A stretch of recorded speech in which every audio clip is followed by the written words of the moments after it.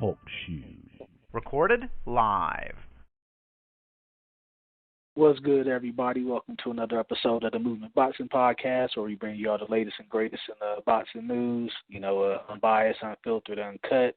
I mean, non-mainstream. We keep it underground, baby. You know what I'm saying? You know how we do it here. Pretty much we running short-handed today. You know, you got me, Twine of Divine Liberty, of HoopJab.com and RockyMountainBoxing.com, moderator. And tonight we're running with Bernard of the Truth and Facts About Boxing. What's good with you, brother? What's good, Victor Newman? Oh, excuse me, the black Victor Newman. Hey, right. I'm the black Jason Morgan here, so hey, shoot. Shout out to the younger wrestlers in General Hospital, baby. Yes, sir. We do be watching these soap operas. That's real shit right there, man. All right, should we go hold it down for our partners who can't be on with us right now? You know, of course, Big Cool from Colossal Boxing Talk. He on vacation right now, enjoying the sun rays in Florida. So we gonna catch up with you next week, brother. You know what I'm saying? Enjoy your time. Bolo, he probably gonna be a little late. You know what I'm saying? We gonna catch him in 2K. Same thing from the guys of Boxing Talk. So they gonna be on a little bit later in the show. With that said, let's go ahead and get these topics going for tonight, man. Let me go ahead and start with our first topic. We're going to review the fight card that happened in the UK, Frank Warren's card yesterday.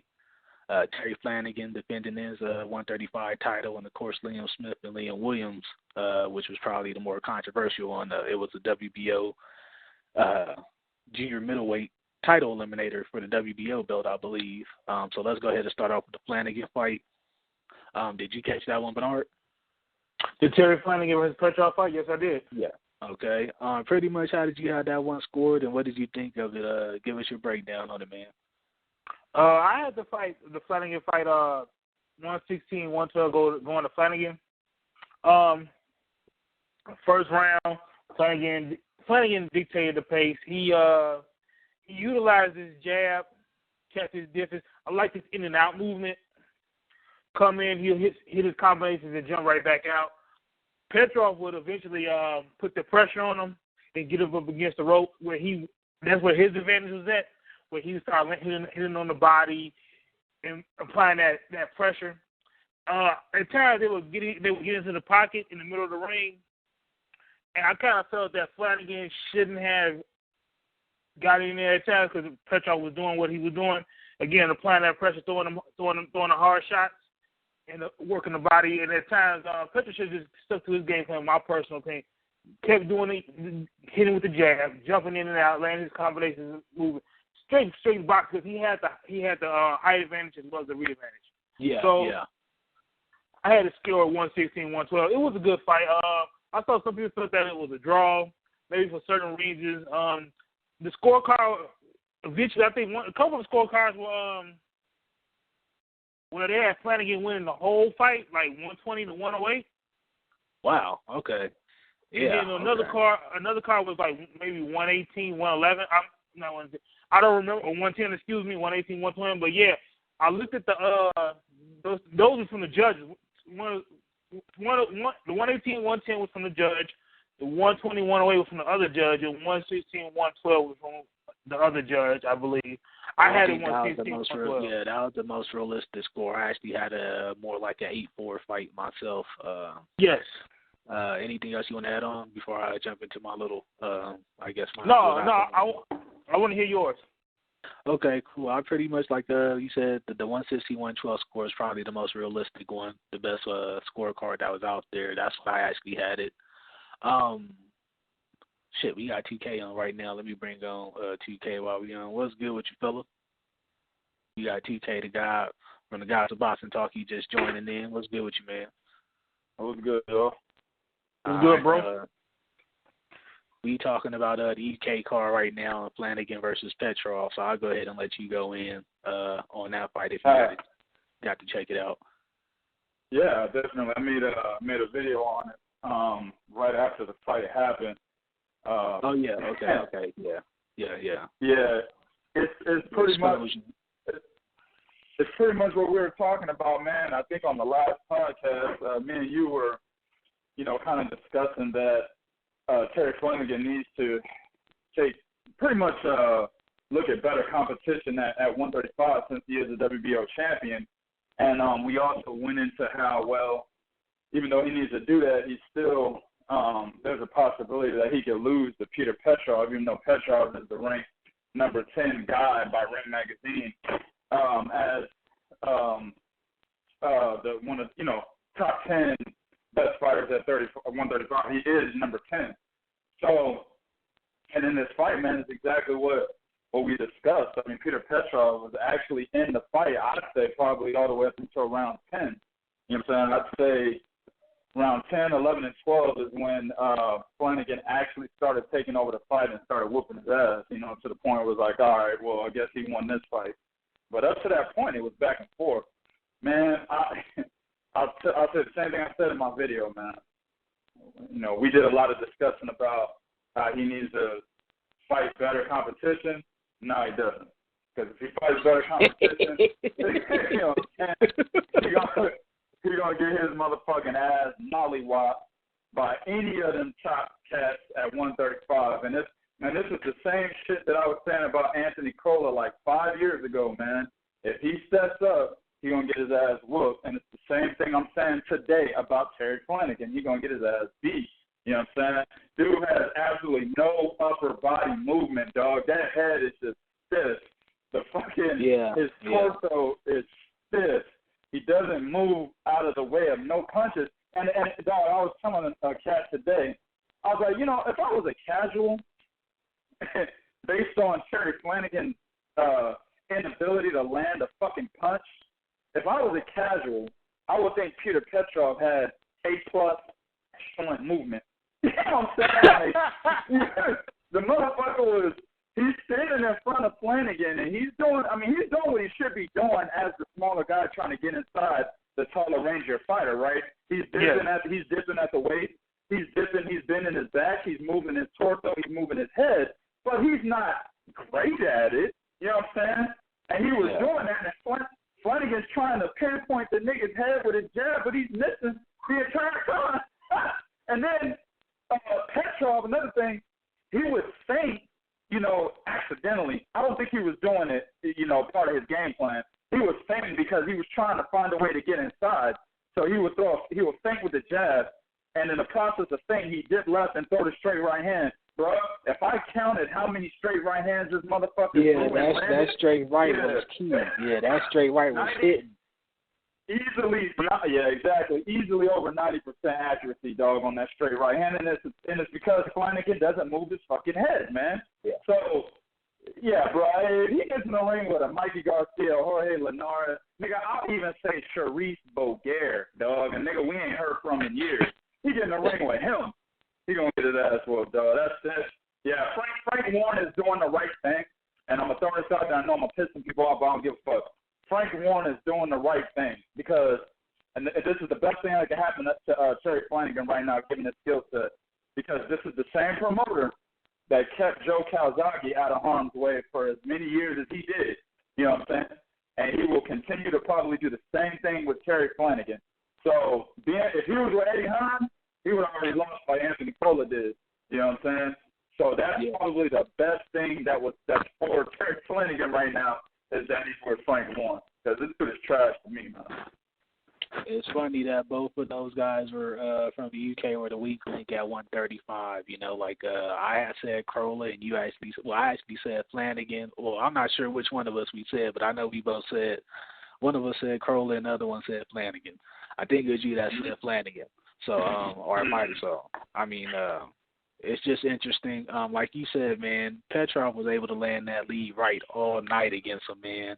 And, it was one of those things where I actually got to see, I talk to people about strategy and I guess techniques from time to time, even though I ain't in the gym active like 2K. They say the lead right is one of the hardest punches to land, and I could see yesterday why just looking at Petrov. That motherfucker was off balance every time he threw it and couldn't follow up with it. Follow up off of it. So I could actually see, if he was able to follow up off of some of those, he probably could have got a couple of more rounds out of there. Flanagan did show a little something different in his footwork as far as trying to get a turn in Petrov, which is something I haven't really seen him do a lot of. Usually Flanagan is just an in and out fighter. He goes in, lands off the jab, and, if he could combo off it, then he's back out of it. He was actually trying to turn Petrov, I guess, a la Vasyl Lomachenko style that we see a lot of that happening right now, sidestepping. So that was something that was effective for him in the fight and kept Petrov, off balance. With that said, man, what do you guys see next for Flanagan? I'm not sure what necessarily. Hey, Anthony Cole. Hey, I was thinking the same thing. You can't fight for the money, right? I'm guessing for the money. Exactly. Now, Frank Warren and Eddie Hearn have beef, though. So who knows, man? That fight might not happen. But in my honest opinion, dog, if Terry Flanagan wants to keep that belt and still fight a legitimate top 10, 135 pounder, I'd go after Anthony Crolla, dog, because everybody else fucking around and whoop his ass. What's his name is number one? Felix Verdejo is number one for his title right now. So everybody's not really. Verdejo's had some down years since he was one of the highest rated prospects. Then he came back from that motorcycle accident. But I think he is eyeing, after last night's fight, he probably will be eyeing to go after Flanagan. Flanagan made some mentions of fighting Linares. No.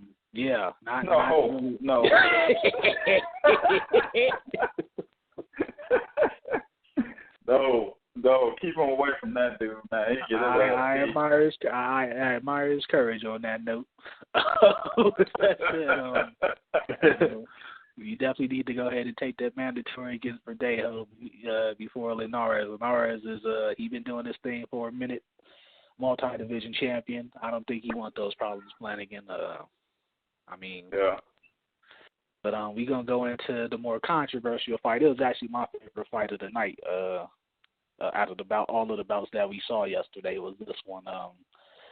The battle of the Liams, Liam Williams versus Liam Smith. It ended in controversial fashion after round 9 due to a cut,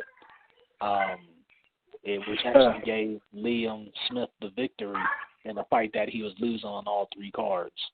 Let me go ahead and start with 2K. If you caught this one, man, what were your thoughts on everything that happened in that fight, and in perspective?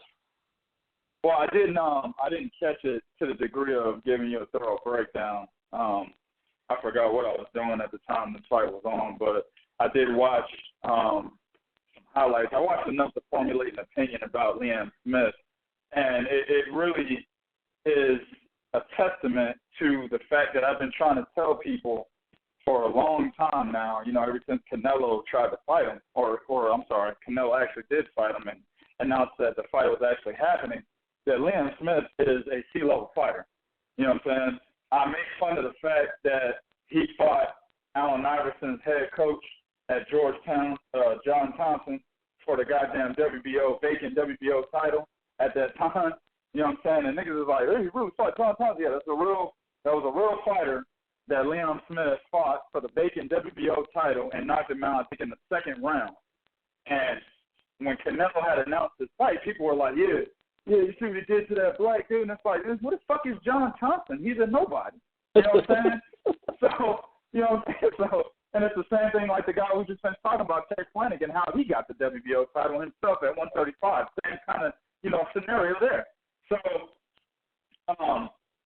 it's a testament to the fact that, like I said, he's a C-level fighter. He showed us in a guy that nobody really heard of, Liam Williams. He's a more domestic fighter. The UK fighters know him. We don't know him. The only thing we really knew this motherfucker for was the fact that he said that he got a tattoo of Miguel Cotto. So immediately we were like, this motherfucker, this motherfucker like kind of on some other shit, putting another nigga on his body. But and then it's like Miguel Cotto, why he's a great fighter. The first Puerto Rican to have four titles in 4 different weight classes. He's not this motherfucker I would be putting on my body if I was gonna put a boxer on me. You know what I'm saying? So, but anyway, I mean, that's pretty much that was the highlight of Liam Williams up until this fight, and he actually showed that. The reason why the UK circuit is so broad. It's a broad circuit of second-tier fighters, in my opinion. Even though at the current time they have more world champions, that's just because our best fighters aren't fighting them right now. You know what I'm saying? Yeah, they're definitely protected over there in ways. Exactly. UK fans aren't going to want to hear that, but it's the goddamn truth. That's the truth. Like, our best fighters are not fighting their world champions right now, so that's why they have more world champions. But it's a broad circuit of second-tier fighters, and we've really just seen that. If you really didn't catch it in the Canelo fight, you really caught it this past Saturday.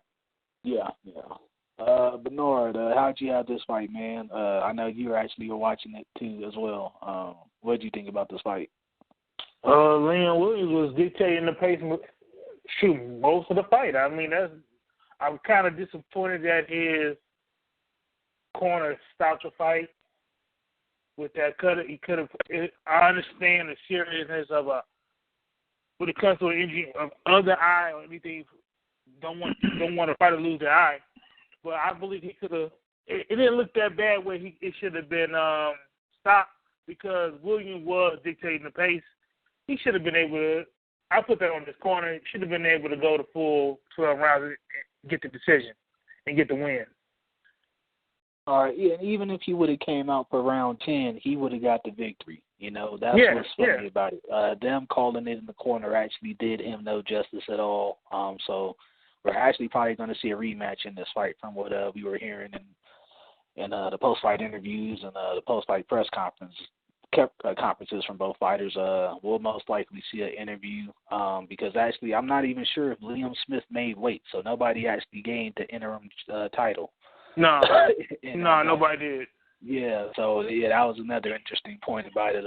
Liam Smith didn't make weight, so even with the victory, he's not the interim titleist, and the interim title's still up for grabs.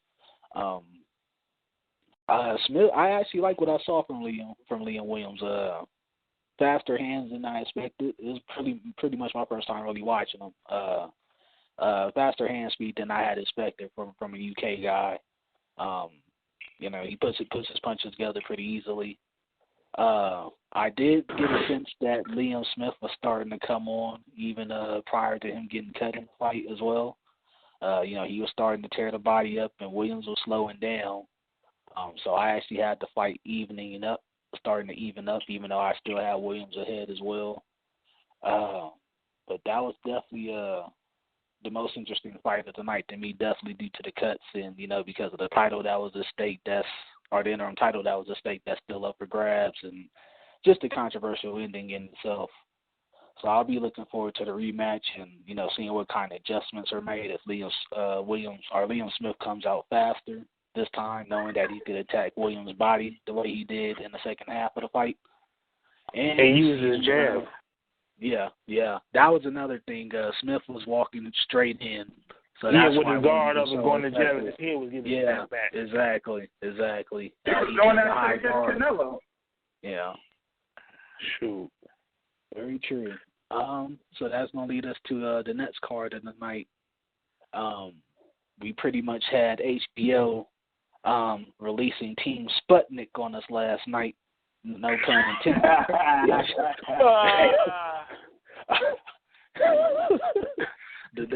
This is their new version of the Cold War, as opposed to the promotional shit. We had a gang of Ukrainians on last night. The first fight was Usyk against I forgot old boy's name. Michael Hunter. Michael Hunter, yeah, son of Bounty Hunter. Okay. Usyk, unanimous decision. He was close to getting a stoppage in the final round. Let me get you guys' take on this fight and what you guys saw from Usyk. I know there's been a lot of down talk about Usyk in the groups we're in since last night's fight, even though he was dominant in the second half of the fight. Let me get your thoughts on that, TK. Well, was he exposed last night, basically? Was Usyk exposed for anything last night? What you said, was he exposed? Yeah, was he exposed for anything last night? That's pretty much the gist I've been getting out of the groups, is that, you know, there's some exposure there, and, you know, all the plans that were being talked about previously, they shouldn't be jumping the gun on it. I think he was exposed because of his trainer. Not to knock, you know, Vasyl Lomachenko, because obviously he's done a great job with Vasyl, right? But James Ali Bashir, the one fight that he has, one pro fight anyway, that he has without Uncle Bashir in his corner, he looked like this. And it's against a fighter where he did not have to look like this. Michael Hunter was on a 320-day fucking layoff, dog. So the fact that he won a very tough fight, he had to dig down deep, you know, show great will, great heart, and great determination to actually finish that fight the way he did against a motherfucker that was on a year layoff, damn near a year layoff, who only had, by the way, 12 fights under his belt, so he's damn near a prospect all in itself. So he's a prospect that had a damn near layoff. That says a lot to me. I don't want to say he was exposed overall, because he fought a different fight than he normally does. You know what I'm saying? Normally he's more technical. He's more graceful in the ring. He likes to use movement. He likes to give you angles. He likes to fight behind a jab a lot more than he did against Michael Hunter. In this fight, he was more planted. He was more slugging. It seemed as if he had the mentality of trying to knock Michael Hunter out instead of actually trying to outbox him. So he fought a different fight, so I can't say he's exposed. One thing I will say is that based on how he did fight, he showed that he was susceptible as fuck to the jab, the hook. I mean, you have a well-placed jab. It doesn't even have to be really well-placed. As long as you use that jab as a front runner to set up your combinations against Usyk, that motherfucker going to run right into it. And that's what I've seen against Michael Hunter. Even a lot of the rounds that Usyk won was because later on in that round, he would pile it on and he would back Michael Hunter up to the rope and start landing combinations on him. But the beginning of those rounds started off with Michael Hunter just measuring this motherfucker with his jab. he's sitting there measuring him, dictating the pace. You know, Usyk trying to move in and shit. Hunter's like, nope, stay your ass right there, bro. There you go, take that, stay your ass right there. And he's doing that with the jab. And I'm like, what the fuck is this? You know what I'm saying? So that's, if anything, that's one thing that I learned in this fight. But again, it could be a testament to the fact that he didn't fight his normal style in this fight. But I still feel that James Ali Bashir was the guy that made Usyk the professional that he is. Even though he was with Vasyl Lomachenko his entire amateur career, I feel the success he had early on in his professional career, right? And I think he was with I want to say he was with Bashir when he won the gold medal, but maybe not. I think he might have been with Lomachenko. It was after. I think it was after. Yeah, he definitely signed. It was after. He came looking for him after when he went pro. Oh, okay. So I think the you know, he was already high level, obviously, right? But Bashir as a professional, because you know, amateurs and the pro ranks aren't the same thing. Just ask Ollie Harrison. You know what I'm saying? So I feel that James Ali Bashir was able to push him to the next level and get him the success that he's gotten up to this point in his career. And when that dude left him, well, you see the result of that in this fight. That's just my humble opinion. Anatoly wasn't even in his corner last night neither. From what I recall, he was still in the back with his son, you know, getting prepped for his fight. So that might be something else to think about as well as far as strategy ring, you know, at the ring side. Like TK said, we did not see Usyk using his jab. We didn't even see the same kind of footwork where we've become accustomed to seeing him in his last few fights. You know, we consider him the cruiserweight version of Lomachenko, the way he sidesteps his opponents, and, you know, he gets those angles for shots. He didn't do a lot of that in this fight. But all that nature takes on the fight as well. I mean, go ahead. He looked like the cruiserweight version of Murat Gassiev. That's what the fuck he looked like. For real. Lomachenko was way off last night. Go ahead, but want to say this. I was more impressed with Michael Hunter than I was with Usyk.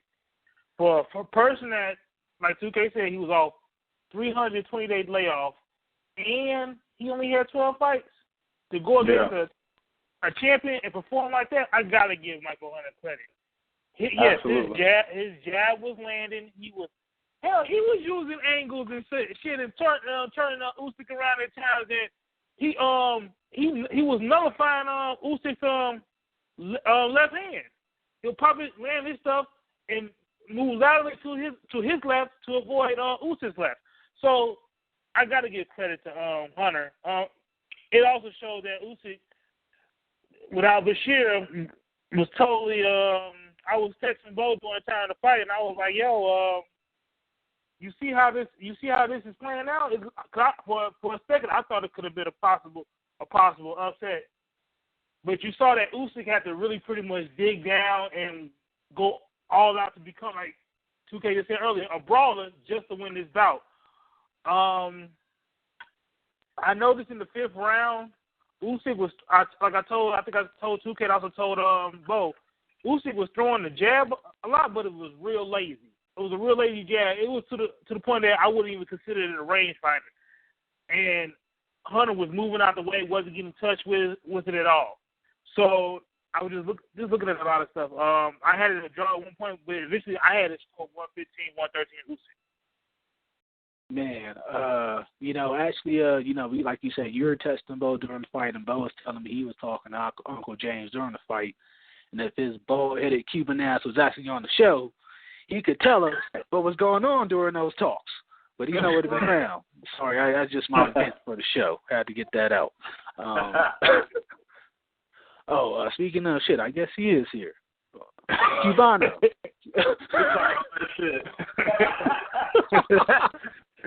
Timing is perfect. What's good with you, fam? Welcome, Bo, to the show, man. Yeah. What's good with you, man?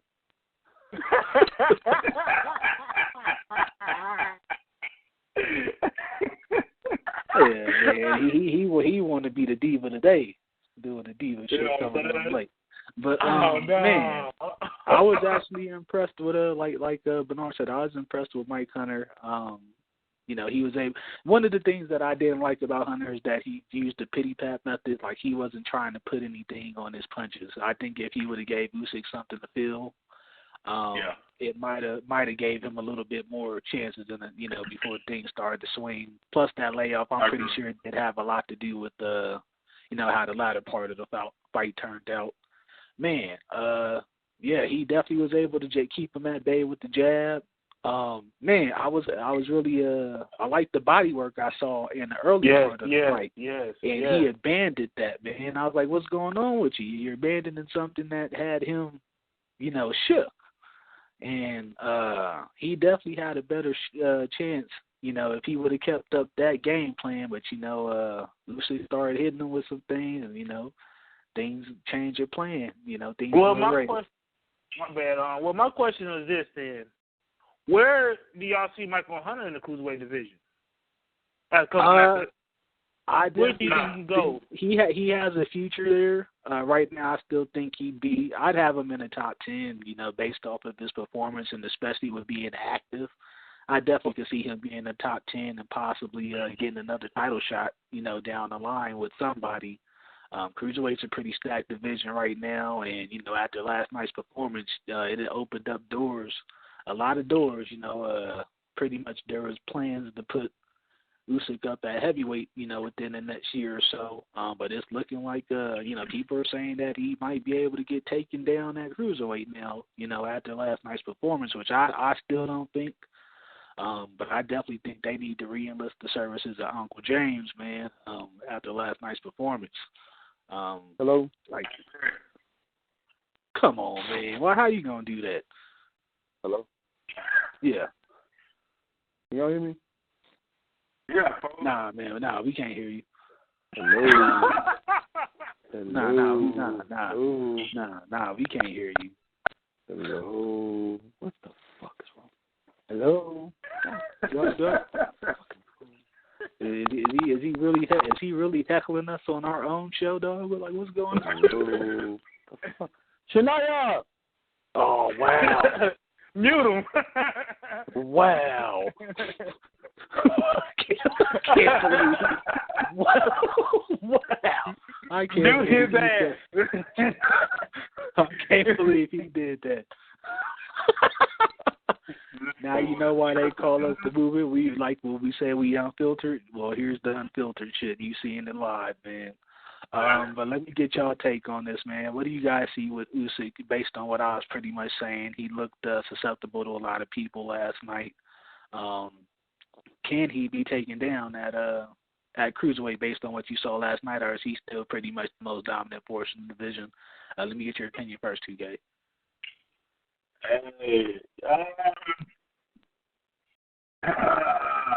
Shit, I've been kind of thinking about this a little bit after that fight.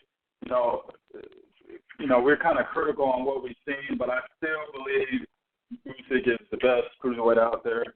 I still believe that if he fights the way he normally does, then I still don't think anybody in cruiserweight beats him. If he fights like the way he did last night again, then probably there's a couple guys that can probably get at him. One of them is getting ready to be a topic. Yunier Dorticos can probably get at him if he fights like that. I believe Marius Bradis will get at him if he fights like that. And, I think Gregory just always comes back and shit ever. I think he would get at him if he fought like that. So, I mean, it really depends on which Usyk. See, and this is another thing. My bad, I don't mean to be long-winded, but this is another thing. Now we're going to worry about whenever Usyk is getting ready to fight, we're going to worry about, okay, which Usyk is going to show up? Krzysztof Glowacki Usyk or Michael Hunter Usyk? You see what I'm saying? Now we have that fucking issue. So, and that's really, the bottom line to what I'm trying to say here. Which one's going to show up based on who he's fighting? So it's hard to say. All right, let me get Bo's bald-headed Cuban ass on here, man. What's going on with you, bro? First, welcome on to the show. What's going on, man? All right, man. You was actually chopping it up with Uncle James last night during the fight. I don't know how much insight can you give us on to what he was talking about and what he thought about Usyk's performance and what he was doing in the fight. He actually didn't get a chance to watch it. He's down there with Vladimir Klitschko, and they was working. So he was hitting me up asking me what my assessment was of how he looked. But when I was telling him what I was looking at and seeing, he wasn't shocked or surprised either. Because I think the guy who was actually training him is a cut man. I think he's a cut man he's a cut man. That was number one. Secondly, I don't know if you guys noticed, because he was asking me about the corner. I don't know if you guys noticed, like, even the corner was, like, having a hard time trying to get Usyk to listen to him. And if you go back to Uncle James' fight, Anatoly wasn't even in his corner last night. That's one of the biggest things I was shocked about. No, and if you go back and watch when Usyk fought, what's the guy's name, Machuca, I think his name is Machuca or something like that. The last guy he fought before this guy. Can't think of the guy's name. It was like Machuno. But you can see Uncle James like getting like right up in his face when he was talking to him, saying, "Look, listen to me." And we was talking about this morning. I said, that seems to be a thing with some of these Ukraine fighters. Like, you have to really get up in their face to get them to listen to you. It's almost as if they figure they got their own way of doing things, because Usyk was actually doing the opposite of what the fuck his corner was telling him for a minute. Like, they had been telling him to go to the body, and he didn't start going to the body until later. So he started, it's one of them things where he came out to prove a point. They're as if they may be trying to change the way he fights to be more exciting. But somebody was saying something, and I think it was 2K, and that is, are we going to get to a point with this guy, which Usyk shows up? Because imagine if that was a veteran dude that was able to, that's all the things that he was doing, that was able to capitalize on it. Imagine if that was USS Cunningham. you know, a veteran guy like that know how to capitalize on that and take advantage of that. Imagine if that was, I think somebody said Bradis. Bradis, yeah. Bradis was, you know what I'm saying? Imagine if that was, that was him, and what's funny is he actually made Hunter look better than what Hunter really is. Yes, he did. Absolutely. Yeah. He actually, I mean, I even was talking, and I heard people say Tony Delia is probably licking his chops right now after watching a performance like that. And that's, I mean, don't mention that guy. I mean, don't mention. Yeah, I know. I'm just saying somebody said that though, but that's the, that's the thing. So if they're trying to change the way Usyk we've been seeing, like the Usyk that fought Milwaukee, like Milwaukee wished that was the Usyk he saw, that Hunter saw. He wished that was the Usyk. Right. He would have loved to have got that guy. Yeah, absolutely. He'd probably still be motherfucking champion. He would have loved to get that guy. So, I personally think Usyk is lucky that Hunter hadn't fought in a long time because he started gassing a little bit. So I think he's lucky Hunter had been out for a while, but props to him for winning. He stepped on the gas. He went for the knockout. And this is something I was telling somebody, and maybe 2K can understand this. I said, you can tell that the way they had him fighting wasn't working because Hunter, he should have had Hunter out. He should have had Hunter out. Hunter, he was tired and exhausted, but Usyk didn't have he had enough gas in the tank to finish the fight strong, but he didn't have enough power in his popping his punches to knock him out because as tired as Hunter was and as exhausted as he was, Usyk should have been able to hit him with a few hard shots and get him out of there and get him down. A lot of people were saying that was the fault of the ref, though, like that. A lot of people are saying the ref should have stopped the fight, though. The referee definitely. But see, this is what I'm saying. The referee definitely should have stopped the fight. How many times have we seen guys on the ropes? How many times have we seen guys on the ropes like Hunter was, and they get hit with 2 or 3 good shots and they go down? That's what I'm saying. Like Hunter was getting hit, but he wasn't getting hurt because he was still able to stay on his feet. He just was too damn exhausted to do something back. Exactly. Yep. If Hunter still had some energy left, while Usyk was doing that, who knows what would have happened. So yeah, he might have been able to counter him. He definitely might have been able to throw a nice counter to change that up. And that's what I'm saying. Like that was real telling to me, the fact that you got a guy in the 12th round that's literally, he's not out from being hurt. He's out from being exhausted. So 2 or 3 good hard shots should have put him out of there. And Usyk, although he had the energy to keep his hands going, but he had no pop on his punches because he wasn't hitting him hard enough where his head was snapping. It was just, him just wailing on him. And I was like, dog, and a guy in that position, you should have put him out. And he couldn't do it. So you know what, man? The end of that fight, people's reaction to the end of that fight is a testament to what my man, shout out to 78 Sports TV, says about today's society, man, how we're a lot of pussies in our society. Dude, if you look at why fights are stopped, okay, Michael Hunter, yes, he was getting hit, but he was still lucid. He's still standing. He's still moving. He actually landed shots of his own in the middle of those barrages. He wasn't just standing there looking like fucking Rocky Balboa getting his ass whooped by Ivan Drago. That's not what was happening. You know what I'm saying? And here, oh my God, this should have stopped the fight. No, nigga, if they would have stopped the fight, I was yelling at the TV like, don't stop the fight, because he wasn't done. You know what I'm saying?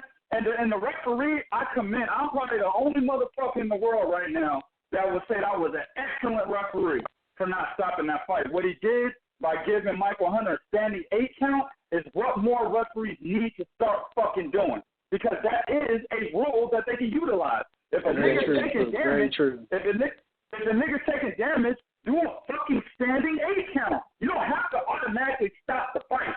Stop being pussy. This is boxing, God damn it. Motherfuckers have been hit much harder and more than that than what we seen last night throughout the history of the fucking sport. Yes, some people end up brain damaged and shit, others don't. You know what I'm saying? But this does not erase the fact that this is the sport of boxing. And if a fighter is still lucid while he's in trouble, then give him the fucking opportunity. Damn, man, my bad. Go ahead, Juan. You heard it there. Alpha male. Breathe. Alpha male. And with that, to the next fight on that card. Another Alexander Gavacic facing who the hell did he fight? Oh, he fought he fought with my motherfucking phone. There's something wrong with my goddamn phone. Yeah, he fought one of them damn Cubans. That fuck, he deserved to get his ass whooped for that impersonation of a shag. You know what I'm saying? There was a triangle pointing down. It was a pyramid shag. It was an Illuminati shag, nigga. That was ridiculous yesterday, man. But yeah, he definitely deserved to get his ass whooped for that alone. But let me go ahead. I'm gonna go ahead and start off with our Cuban on this one. Explain the haircut. That's what I'm waiting on. I've been asking for 2 days now. Explain the haircut. What the fuck was that, Bo?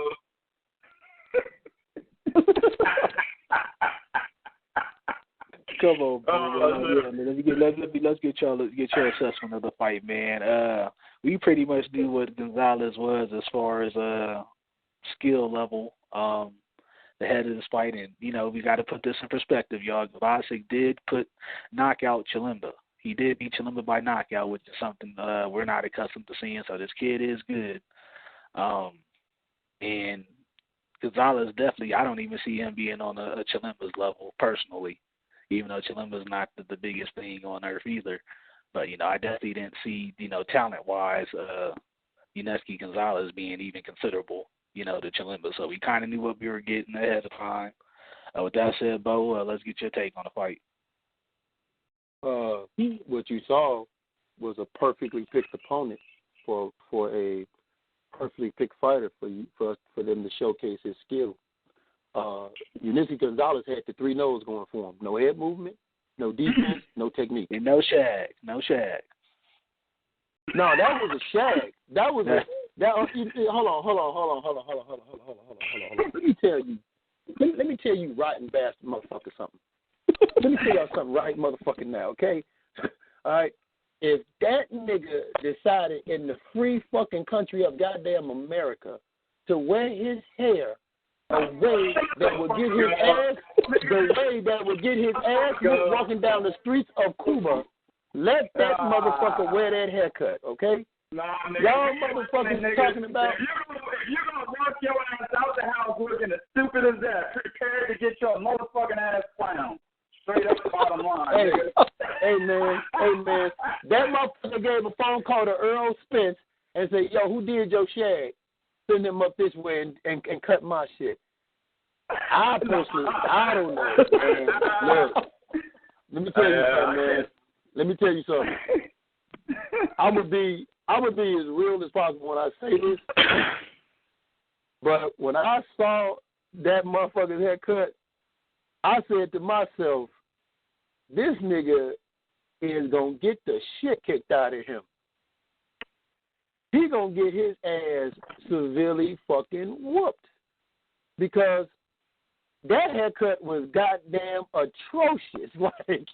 Like, dog. And then you have to know they had designs with that shit. I'm like, dog, who the fuck get designs in their haircut anymore? Who the fuck do that shit, dog?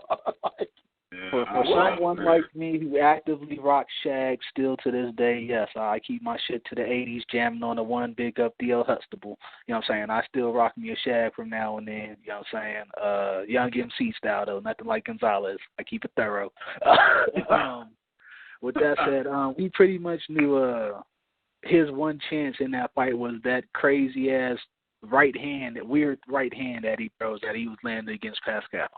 I mean, that was pretty much his ultimate weapon, and Gavacic knew the plan for that ultimately. Everybody knew the plan for that. Dog, listen, Yuneski Gonzalez has, and I hate to say this, but this motherfucker, like, think about this. Because remember at one point, we all felt Sullivan Beretta was going to lose to Zabransky because he kind of fought like Gonzalez. Well, Beretta went to another trainer, and he improved. Yuneski Gonzalez has not improved. Matter of fact, I might be harsh in saying it, but I might be harsh in saying it, but I'm saying he actually looked at fucking worse. This motherfucker was one step away from being Mike Perez as far as I'm concerned. He looked at fucking worse. He looked at, like I said, he had the 3 no's. No technique, no defense, no hand movement. And he's a Joel Diaz trained fighter, so that's pretty surprising. Like he's been in camps with Joel Diaz, and not to improve one lick since Pascal is pretty odd to me, man. Not one lick. No, I listen. When he got from the moment, I don't know if he thought he could run over Vasyl because he had the experience factor working for him. He think he could run over him. But he had the entire game plan from the moment the bell rung. And, Vasyl, to his credit, he stayed composed. He maintained his composure. He used his technique. He used Gonzalez's momentum and wild punches. It's like the punches were so wild. Them looping punches were so wild that all he was doing was just leaning back out of the way, and he was hitting them with a straight jab or down the pipe right hand every time. He couldn't miss. So, I mean, it was, like I said, it was a good performance by Vasyl, but I don't know where Yunier Gonzalez goes from here. I don't know where he goes from here. He's done. He's done. Yeah. I believe that dude is done. I believe. I listen. I was talking to Vasyl Lomachenko. We was texting each other last night, and he was just like, he just kept sending me back SMH. That's all he kept texting me back. SMH. I was like, it wasn't the proudest moment for the Cubans that day. So let's get y'all take on where does Vasyl go for here. Really, is he ready to be up there?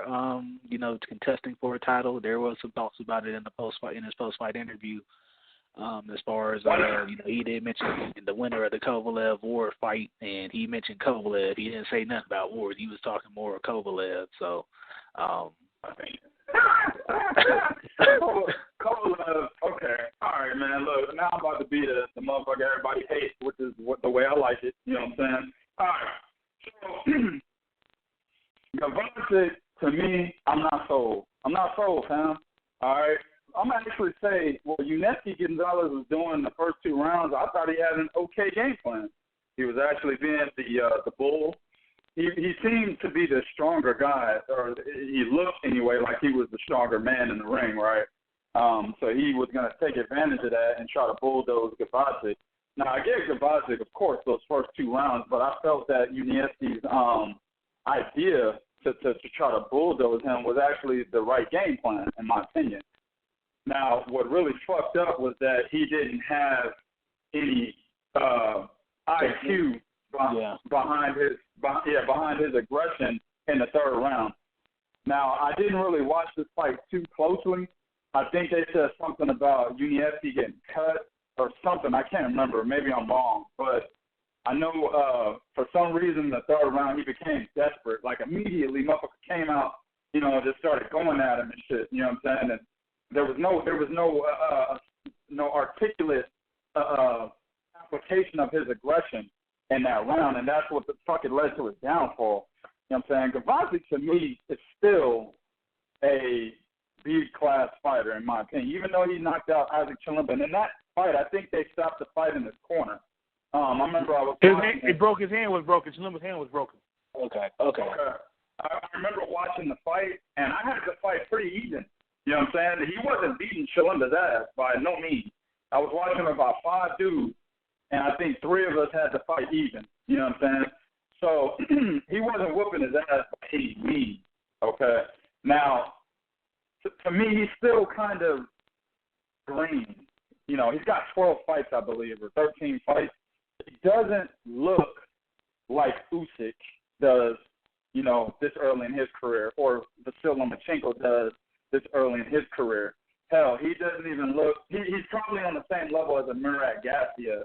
You know what I'm saying? Like, they're good fighters, but there's still some things that if they hopped into the ring with an elite-level fighter right now in their respective division, they'd probably get thoroughly outclassed and exposed. You know what I'm saying? Gervonta asking for Kovalev, dog, if I am his motherfucking manager, I'm saying absolutely not. You will not get in the ring with a motherfucker like Sergey Kovalev and throw your career down the drain. It's not happening. You know why he said that? You know why he said that, TK? Because he sparred with Kovalev before their fight, that war fight. I understand that, and you may be right. That's probably why he said it. But the thing is, and it's crazy that we have to sometimes remind these fucking fighters there's a difference between sparring and the big bright lights. You know what I'm saying? So exactly. Kovalev may have looked like shit in sparring multiple times. Shit. Apparently he looked like shit against Gennady Golovkin, but I'll tell you what, if he fought Gennady Golovkin under those big bright lights, he beats the fuck out that boy. You know what I'm saying? Yeah, especially the Kovalev I've seen against Andre goddamn Ward. He'll beat the hell out of Gennady Golovkin. So that's what I'm saying. Sparring ain't got shit to do with what happens in the ring, under them lights. I think Gabazic, if he really, truly has to get his title right now, motherfucker just got an itch in his pants, you know what I'm saying? He's like, God, I got to fight for title, Go get Nathan Cleveland. You know what I'm saying? Go get, what's his name? True. Adonis Stevenson. He probably won't fight him, though. But, you know what I'm saying? Like, y'all always find a way to bring him up. Always. I'm the man. Always. Well, I'm sorry. Isn't Adonis Stevens a champion, though? I mean, he is a champion. Y'all always find a way. Always find a way. This is 3 weeks in the goddamn row. Give it a break. Wait a minute. Is Adonis Stevens a champion in the division, though? Is he a champion? Man, we gonna go on to the next fight. We ain't gonna talk about Adonis right now. We gonna talk about this card. You know what I'm saying? Well, shit. This the most conversation a nigga getting, goddamn.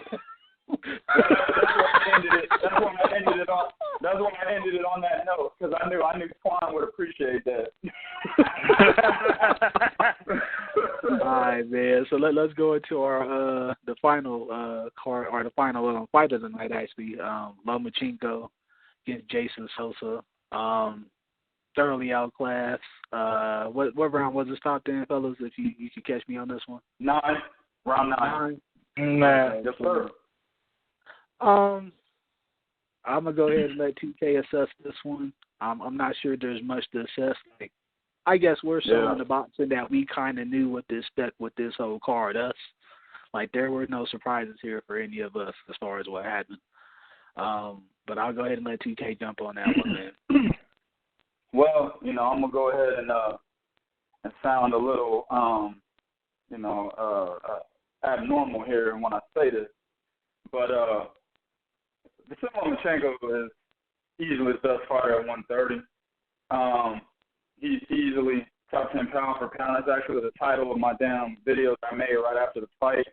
And I'm starting to see, some of my viewers. I don't know who's who, obviously, right? But I'm starting to see some of my viewers are hating on certain types of fighters. You know what I'm saying? Like, I hardly ever get dislikes on videos, but this one I got a lot of dislikes. I got more likes, but I got a lot more dislikes than normal. And it's like, what are you disliking about what you've seen in the ring on Saturday? You know what I'm saying?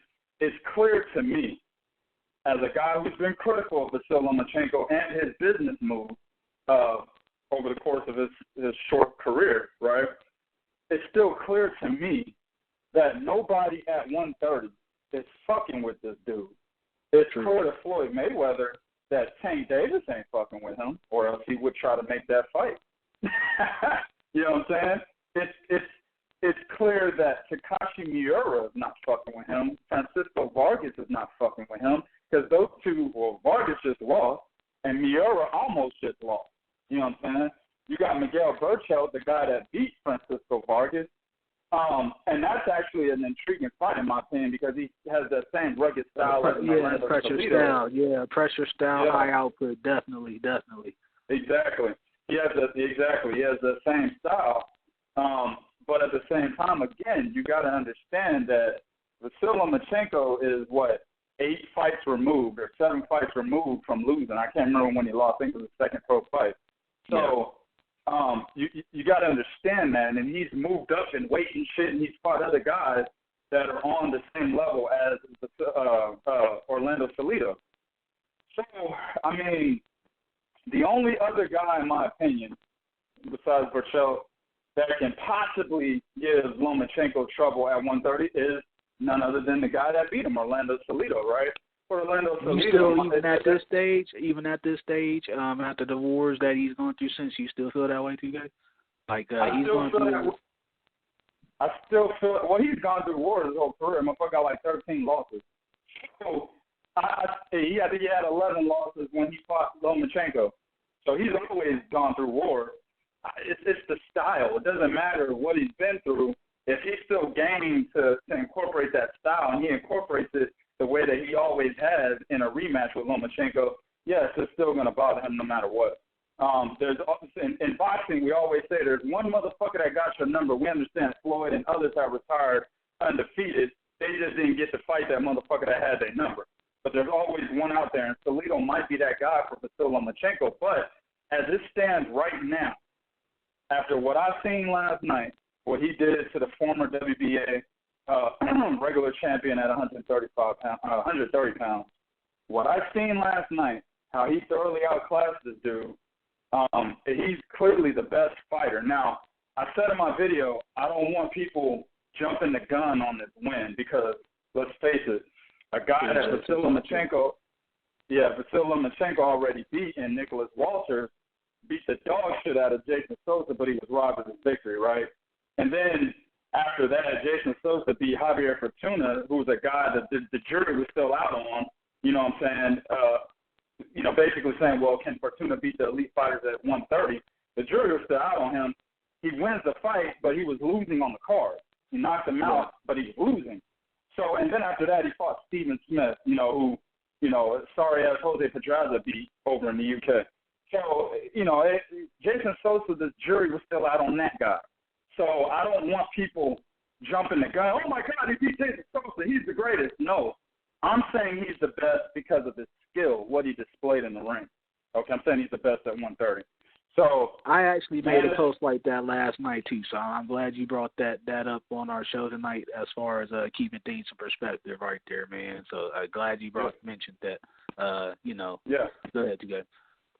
No, yeah, I was agreeing with you, absolutely. I feel that, I think after the fight, I didn't watch HBO. A lot of people were telling me HBO was tripping. But I watched Fox Nation. I think I heard somebody say, he's possibly pound for pound number one. That is complete asinine. It's ridiculous. If you make him pound for pound number one, then fucking Naoya needs to be pound for pound -1. You know what I'm saying? Because in my opinion, at this point, Naoya will always be better than Vasyl Lomachenko based on what he's done in the ring. You see what I'm saying? So, yeah. I mean, we need to really look at things and say, okay, he's a great fighter, but we still need him to fight better guys like maybe Orlando Salido, the Mikey Garcia of 135. Shit, if he goes to 135 and he don't have to clear the division, but he beats the right people there, bro, it'll be a point where we can't say anything else. You know what I'm saying? But at 130, it's wide open for him. He fucks any one of them dudes up, man. Any one of them dudes up, they can get it. All right, and speaking of, 2K brought up a good point. Or actually, let me go ahead and let the other panelists touch on this fight first. Bernard, what did you make of this fight as far as Vasily? What did it do as far as stock? And I guess the aftermath. We had some things going between him and Mikey Garcia immediately in the social media. I'll be a Huckleberry tweet that Garcia put out there. So let me get your thoughts on that, Bernard.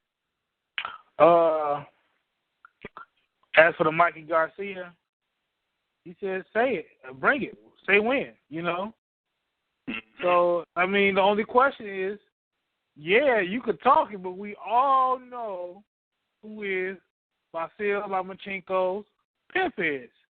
Bob Arum. That fight won't happen unless Bob Arum dies and his stepson takes over and let that fight happen. Even then, I even question that because, let's be honest, whenever Pacquiao retires, if they don't throw Pacquiao to Terrence Crawford to make him the next cash cow, Vasyl Lomachenko is the other cash cow that Top Rank is building up. And they're going to protect, just like Frank Warren and protect their fighters over there, protect his fighters in the UK, put them against top competition. You can see the same thing done with Vasyl Lomachenko. all Vasyl Lomachenko is going to do is fight whoever the WBO 135-pound champion. When he moves up, that's who he's going to fight next. He's just going to collect nothing but WBO belts just like Pacquiao did. Interesting assessment, Bernard, but you know what? That's actually probably pretty accurate. The Flanagan fight, WBO champion at 135, that's definitely highly plausible. But I want to say something else. Go ahead, Bernard. I wanted to say something else.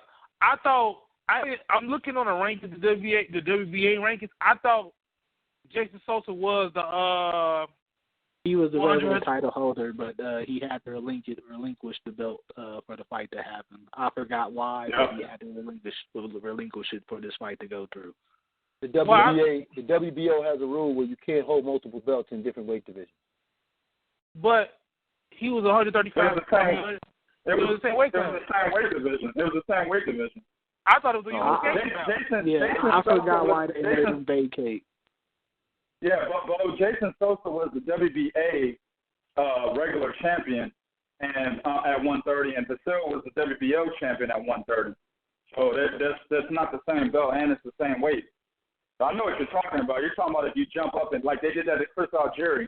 He was a WBO 140-pound champion, and in order to fight Pacquiao for the WBO 147, they made him vacate it. That's not the same thing. I remember that. Yeah, same thing with. Yeah, I was expecting unification about it because that fight fell through because we all thought Corral was going to fight Lomachenko. So when that fight didn't happen, Jason Sosa was the next person, the next champion in line, the regular champion, and he fought. I thought it was going to be a unification bout.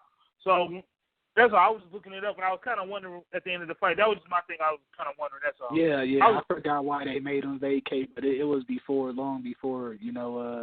It was something that was out. I forgot why they made him vacate though. Like it was supposed to be a unification belt, WBA fight for Lomachenko, and I forgot why it didn't go through that way.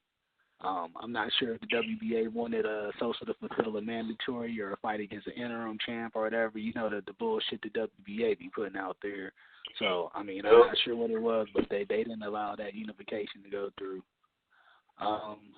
With that said, I'm going to touch a little bit more on, I guess, this night, that fight card on HBO a little bit later on the show in the final blow. So we're going to kind of end that segment and go on to some more interesting topics that are going on in boxing. Hold on, wait a minute. I just want to say one thing. No, I just want to say one thing. I'm going to make this quick because I'm going to catch some shit over it, but it is what it is. I just want everybody to know that just not too long ago, about 2 hours ago, there's an article in Boxing Scene where they pretty much saying that they don't pretty much do they really need Orlando Salido right now. Like, Lomachenko really needs to rematch with Orlando Salido right now because there's other moves he can do. This is pretty much what they're saying. Again, I'm gonna be the motherfucking niggas gonna like. I don't think he does. I'm finna be that nigga right now. I'm just gonna say this right now. If they don't rematch Orlando Salido, all of y'all that hate hearing people say he has Salido problems are going to hear that for the rest of this motherfucker's career. Because I agree. If you're going to hear this all the time, okay, and it's going to come up, so just be prepared because if as big of a push as he's getting and as great as y'all telling me he is, he deserves the opportunity to get back in revenge. And if motherfuckers aren't outraged about the fact that they're just bluntly not trying to make this rematch with Orlando Salido, right, then be prepared to hear motherfuckers say, yo, he got his ass whooped by Orlando Salido. And don't come with that, well, it was the second fight. I'm not going to want to hear that, this second fight and all that. I don't want to hear it. I agree. I agree with you 1,000%. Because, hell, let's put it in perspective. If Floyd Mayweather never gave Jose Luis Castillo or Marcus Maidana rematches, then regardless of the fact that he retired undefeated, we'd hear, well, he really lost. We still hear even now. We still hear this shit now, and he rematched him any fucking way. We still hear it. So we really would have heard it. He lost the first one. But yeah, I know, exactly. But I agree with you, but at the same time, look at how he's been marketed. At 9 pro fights, motherfuckers are saying he's number one pound for pound already. He don't need to fight Toledo in that aspect. Very true. I agree with 2K. I'll agree with 2K there, man. Like, it does absolutely nothing for his career to fight at Toledo, even to get the redemption, even for personal sakes. It does nothing for him, considering where Toledo is now and where Lomachenko is marketing-wise and how he's being pushed, the improvement. I mean, it's definitely no point for me personally, as a person that's in the boxing, like, I don't need to see it because I kind of feel like I know how it's going to happen. You know how everything's going to take place already. Like, it's not going to be the same fight, and, you know, they had nothing to gain. By no shape, form, or fashion. He beats the hell out of Orlando Toledo. So there's nothing to gain. And as far as the Mikey Garcia and Lomachenko tweets out of the fight, if that fight happens, I'm going to tell you now it's going to be pay-per-view. Don't be shocked. You know what I'm saying? That's the only way it happens. That is the only way it goes down. So I'm just letting you guys know now, before you start talking shit about why it's not being made, that is what it's going to take for it to happen. And also for Bob Arum and Al Heyman to come together and make some shit happen, which is we haven't really seen on a consistent basis yet. Yeah. So we're going to go into our next topic based off of that. Post-fight, there was also some drama going on. I actually like this kind of stuff because these guys aren't really that talked about. Gervonta Tank Davis and Tevin Farmer, they got into a little debate argument after actually at the same card. You know, they were both attending the fight last night, and, you know, they got into some talk about, you know, fighting each other. Let me get y'all thoughts. I guess I'll do a little summary of the video that's out there on the internet. They're pretty much talking about fighting each other. You know, Farmer's saying that Tank Davis ain't respected, or he's saying that he's more respected than Tank Davis. You know, when we gonna unify title? Are we gonna unify titles when I get one? Basically, kind of thing, which is why it made it kind of even more funnier for me. You know, they hear the shit. You know, they talking about, you know, fighting for unification. One of them ain't got one yet. So, you know, that kind of made it funny to me, just listening to that shit. But that was pretty much the issue. And there was a lot of interesting comments made in between. Sam Watson's ass was right in the video. You know what I'm saying? Asking who you with, Lee DeBella. You know, he know this shit already about Tevin because he didn't promote the fights with him on that card. He know. And, you know, there was some talk about, you know, Tank moving up to 135 in the video as well. So, I mean, it kind of looked bad for Tank if you're looking at it, like he's going to avoid Tevin at any cost. But let me get y'all thoughts on that, man. I'll go ahead and start Bernard on this one. Oh, man. I'm all down for the fuckery, man. But I'm going to call it, we talked about this earlier, me, Bo, and 2K on Facebook. I'm not going to say what they said. I'm going to say what I said, though. Tank was on that bullshit. He started saying, oh, you're not what he said, you're not a champion. You got 4 losses. You ain't been tested. Like, he was pretty much shitting on Tevin Farmer. He kind of avoiding. Tevin Farmer was like, yo, set it up. Let's make it happen. You know what I'm saying? Fuck all that other bullshit, you know. But I personally, I was going to say something else. I'm going to say it anyway. I think personally, Tank got mad because he can't articulate himself that well. Neither one of them can. That was about the most ignorant goddamn video I ever seen. Hey, Tevin Farmer did way better than Tank would do. He was trying to keep it simple. That motherfucker was like, and then, you know, all the other shit happened. You ain't a champion, so he had to, you know, so he's getting the Floyd Mayweather book on, you know, like, you know, how much money has he made? So he's using the championship as a thing. So it's kind of funny to me. My thing is this, with this whole situation, Tevin, keep doing what you're doing. Fuck that unification bout. You might just end up getting the IBF title eliminator that gives you that title shot. And let's see what happens then. Force that shit to happen. That's what I want to see. Let the IBF do that shit. Because we already know Mayweather may protect Tank from you, as well as Sam Watson, but you got Lou DeBella. So Let's see if that shit happens, though. That's all I got to say. All right, man. Let me get y'all's take on it, man. There is actually some more stuff put out there on social media between the two. Davis is pretty much talking about he want to fight him after his mandatory against Liam Walsh. So I guess Tevin did get under his skin, and enough to where we might see some action on this one. 2K, man, your early thoughts on if this fight even happens? Man, I like the fight. Tevin's definitely improved a lot over the last couple of years, since he's been taking it serious. He was a part-time fighter, as everybody knows before, just getting checks off this shit. He wasn't taking it seriously even when he fought Petrov and got knocked out. So, I mean, that was one of the things I mentioned yesterday, as far as they do have a common opponent in Jose Pedraza, but, it's not really good to make a comparison based off of where they are now in their careers. But let me get your thoughts on that, TJ. Well, that youth development right there it doesn't really smash my point of view, but because he don't really call the shot, but it is something that may skew it a little bit.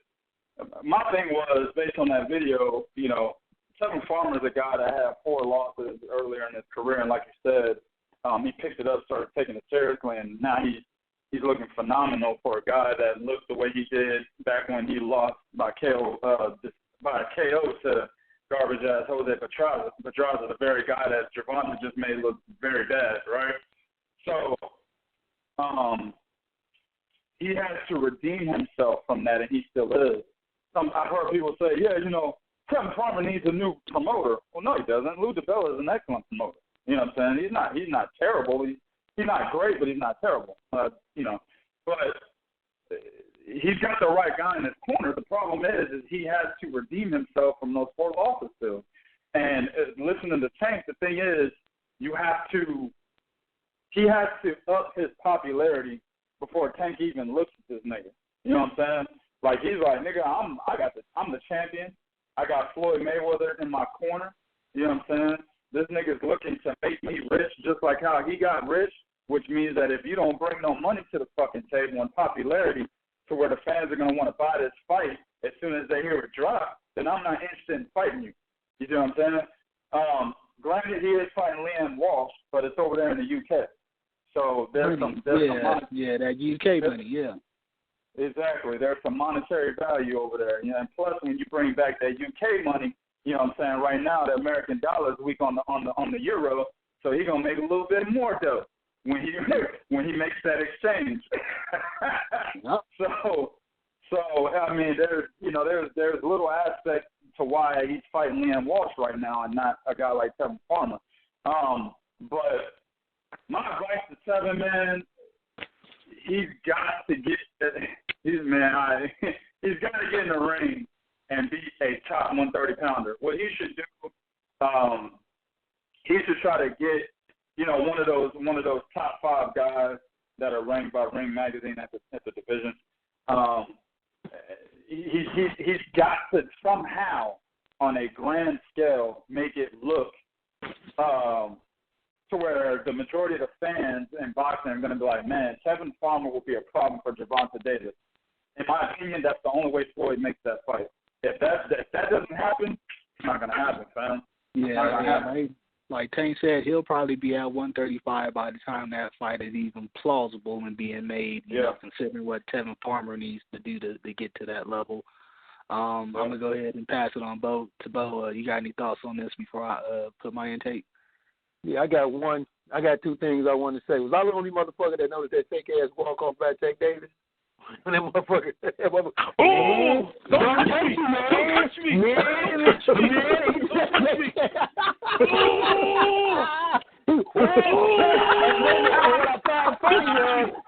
He did this shit. He did. What? The funny part about it is that nigga was touching Tevin Farmer. You know what That's I'm saying? what I'm touching that nigga. Yeah.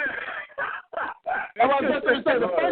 The funny shit about it was he leaned over to say something to Farmer, and I'm thinking to myself, what the fuck is he saying? Nigga, chill out. You ruining it for me or something?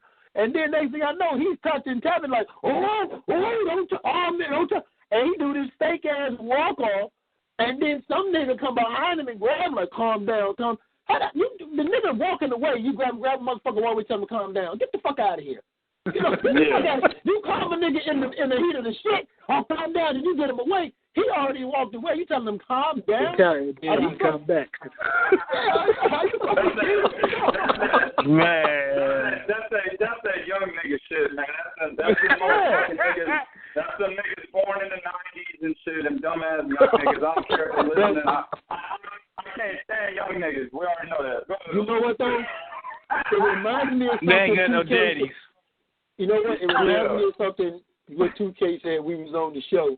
Think about Gervonta Davis was trying to play Tevin Farmer the way Charlo was trying to play Andrade. Like, oh, who the fuck is you? Dude, what the fuck? Why you, motherfucker, fight me? Yeah, no, stop the bullshit. Say that shit right now in front of the camera. Fight me. Yeah. And the 2K point, Gervonta like, hold on, dog. You ain't finna corner me like that. You got a belt? You a champion? Who you beat? You know what I'm saying? Like, you know, who are you? You don't bring no money to. In this situation, unlike the Charlo Andrade, Gervonta actually had a fucking point. Yeah, that's the only difference. Outside of Ivan Redcatch,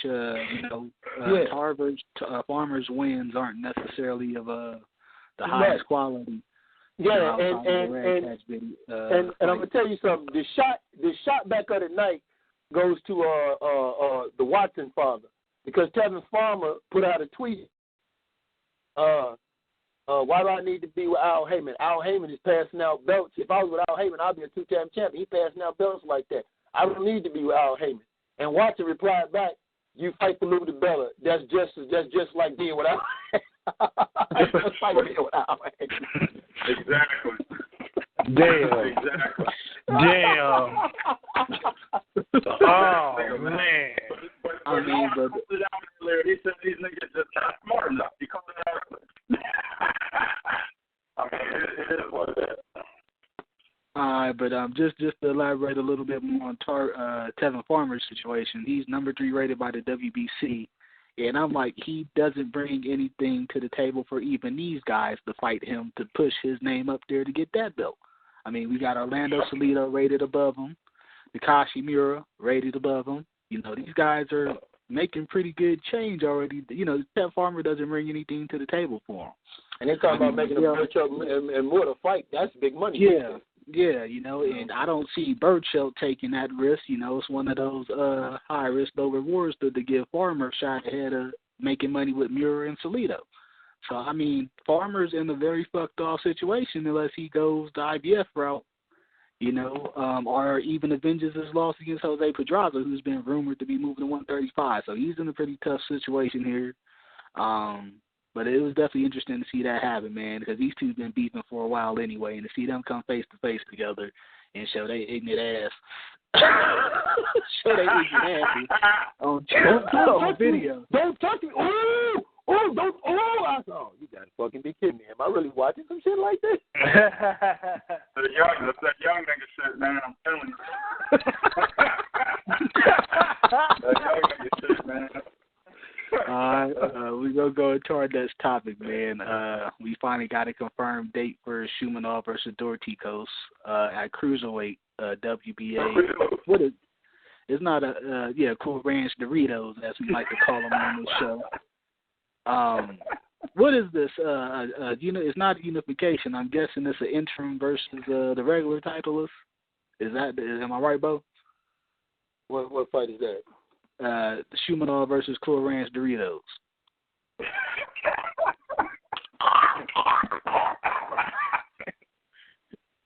It's a WBA regular versus the interim titleist. I think I'm correct on that one. Let me do the research. I'm actually right because Lebedev is still managed to hold on to that title. Yeah, Lebedev still. Lebedev is motherfucker right there, man. Yeah, they didn't put his WBA title. They didn't put his WBA. They didn't let him put his WBA title online. They gave him the Adonis Stevens treatment. That's the second. You got one more. One more. But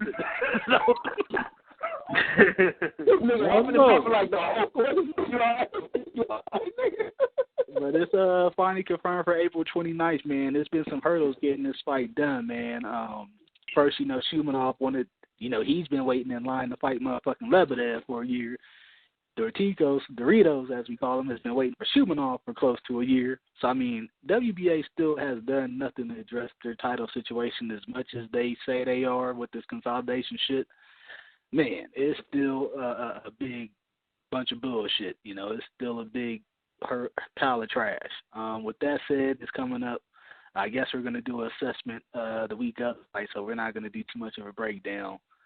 But just to get an early assessment of the situation as far as, I guess it goes back to the WBA. What do you guys expect to happen with this? Are we going to see any more clarity here from the winner of this fight as far as what's going to happen? Because they did allow Lebedev to keep his belt, which I thought would clear some things up. I'll start with you, 2K. It should be a mandatory Doritos when he beats Shumenov for that nigga's name is Dorticos. What the fuck?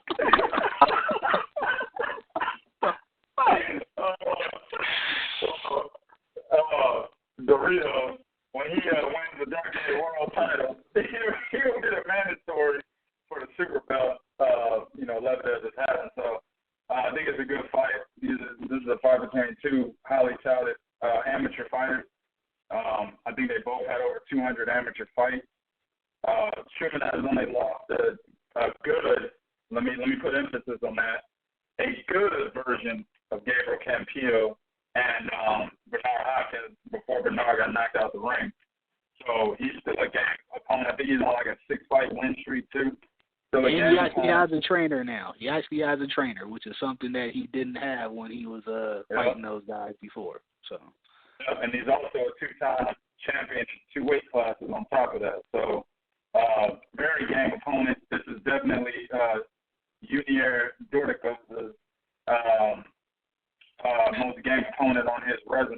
He hasn't fought anybody like a Shumenov. So, but I feel that, the 1-inch height disadvantage and the 6-inch reach disadvantage that Shumenov is going to have is going to be a major problem because he's not a huge mover.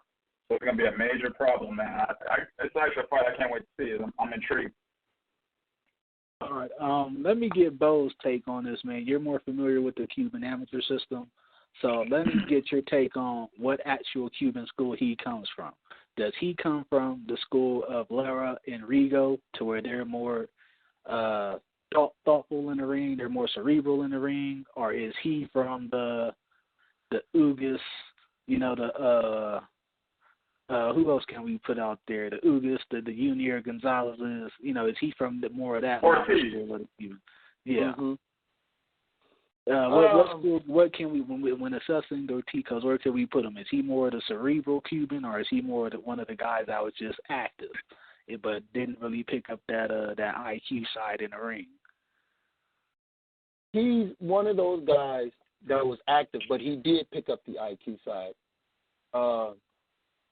What you'll probably see from Dorticos, which is it's interesting because he has the ability to fight like a not exactly like a Guillermo Rico, but more like an Erislandy Lara. He has the ability to use his jab, use his movement, be very patient, and show you that Cuban amateur pedigree. But he also has that exact same attitude that Luis Ortiz had, which is that search and destroy attitude. I think in this particular fight, you probably see a guy who will probably have to use more of his pedigree because he's going to be at a disadvantage because of the reach, because of the reach advantage of Shumenov.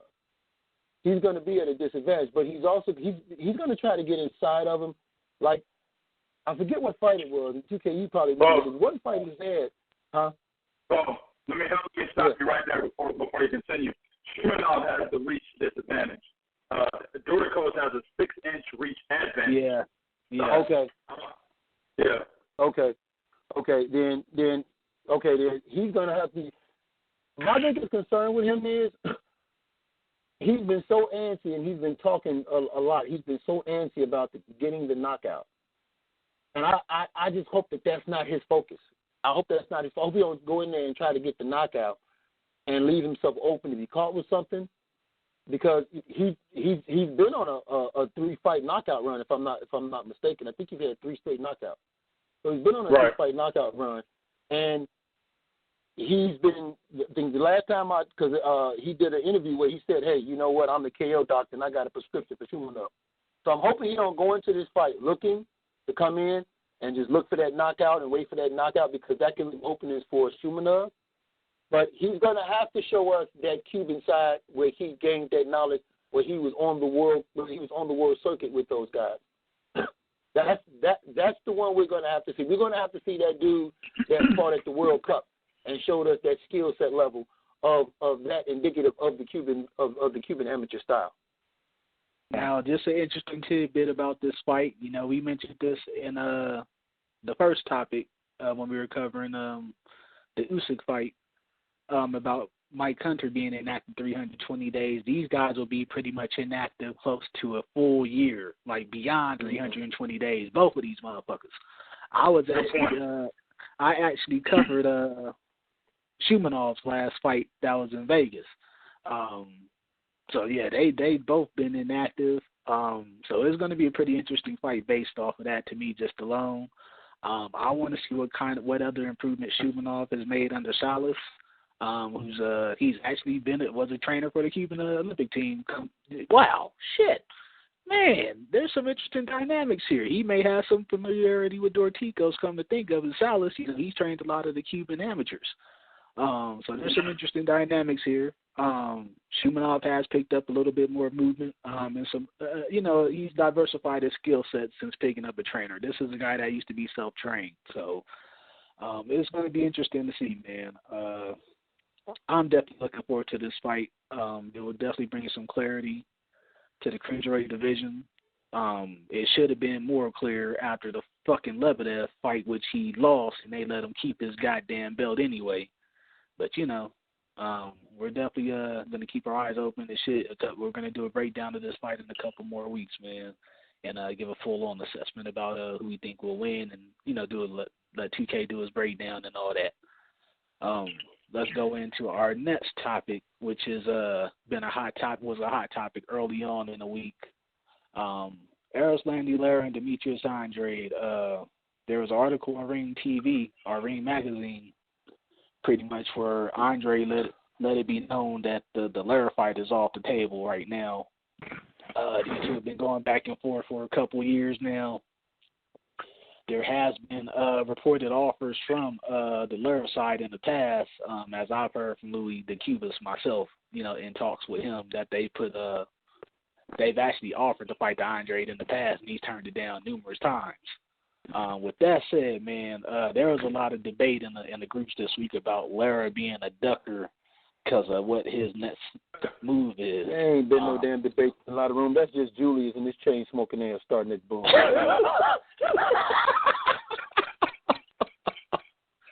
All right, man. Let me get y'all's thoughts on what's going on, man.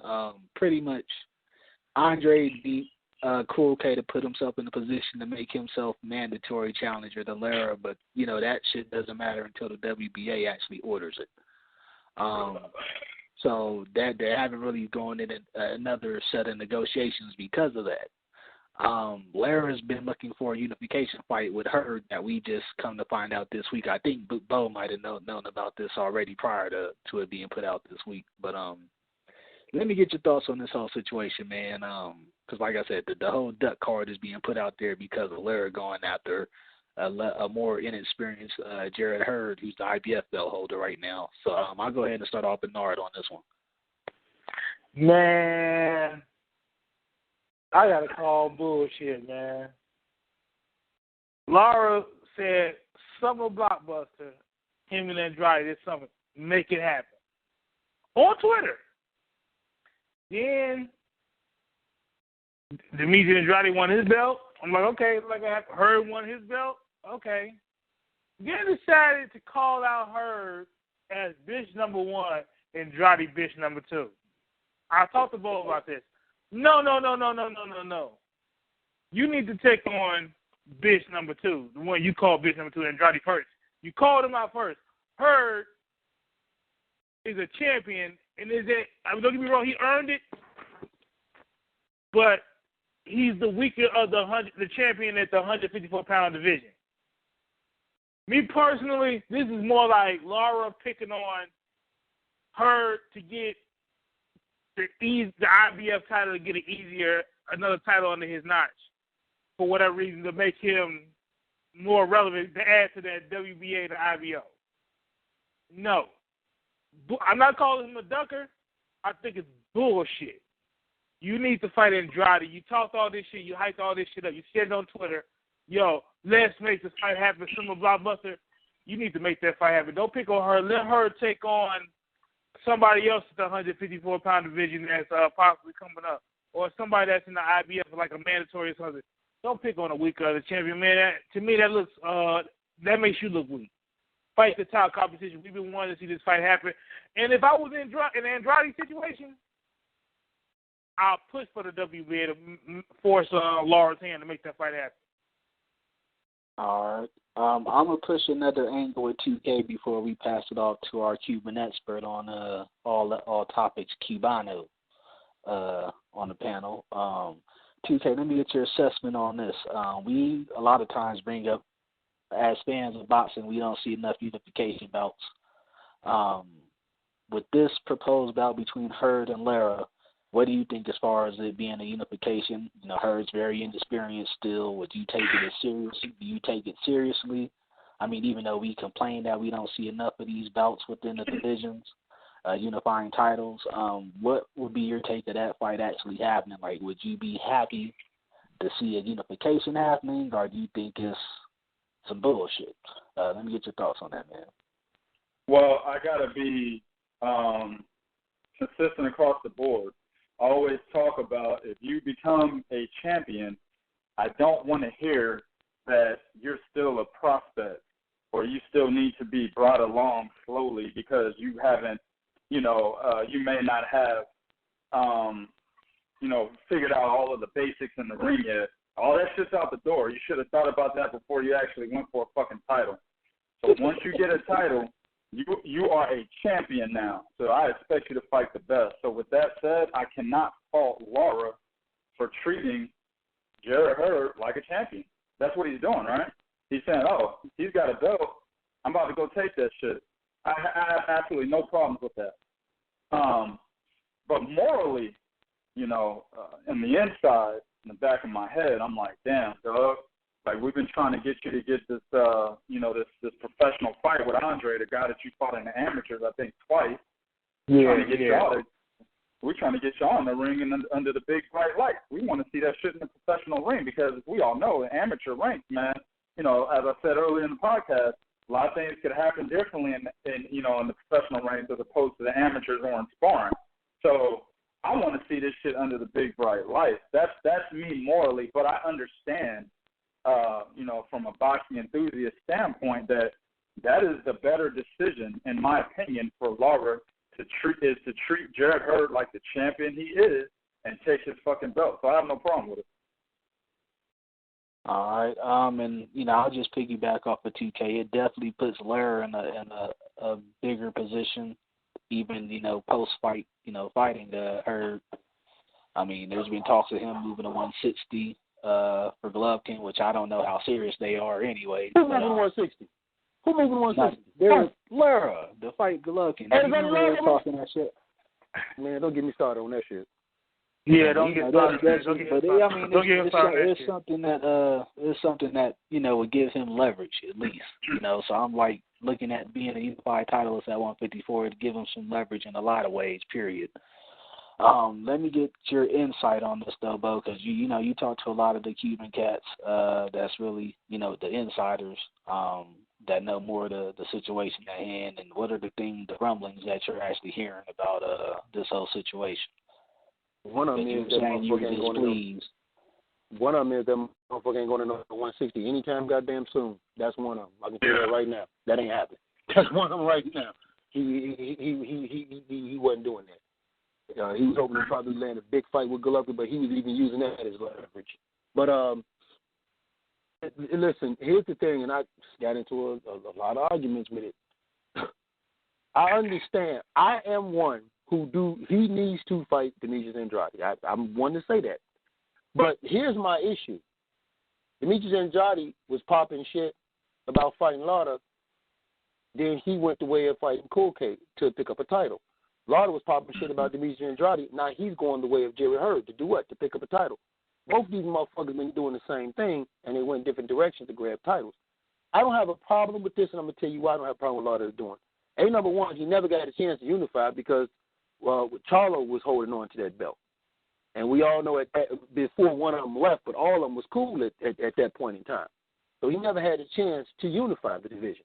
Then secondly, if we're going to talk about Jarrett Hurd being a new champion, fighting for a belt, then I'm going to take motherfuckers' mind back, hit the rewind button. Remember a cat by the name of Jesse motherfucking Vargas? And his first title defense was against who? Pacquiao. Future Hall of Famer Manny fucking Pacquiao. So if we weren't outraged about that fucking move, we shouldn't be outraged about this one right here. Jarrett Hurd is a champion. He won that belt. He became a target when he won that belt. And I get people wanting to see, because I'm one on record. Listen, he's going to have, Lara needs to fight Andrade. That's just the bottom goddamn line. He needs to fight him. If he's going to stay at 154, he needs to fight him. But I can't be mad at him for going for unification because he never got their chance to do so.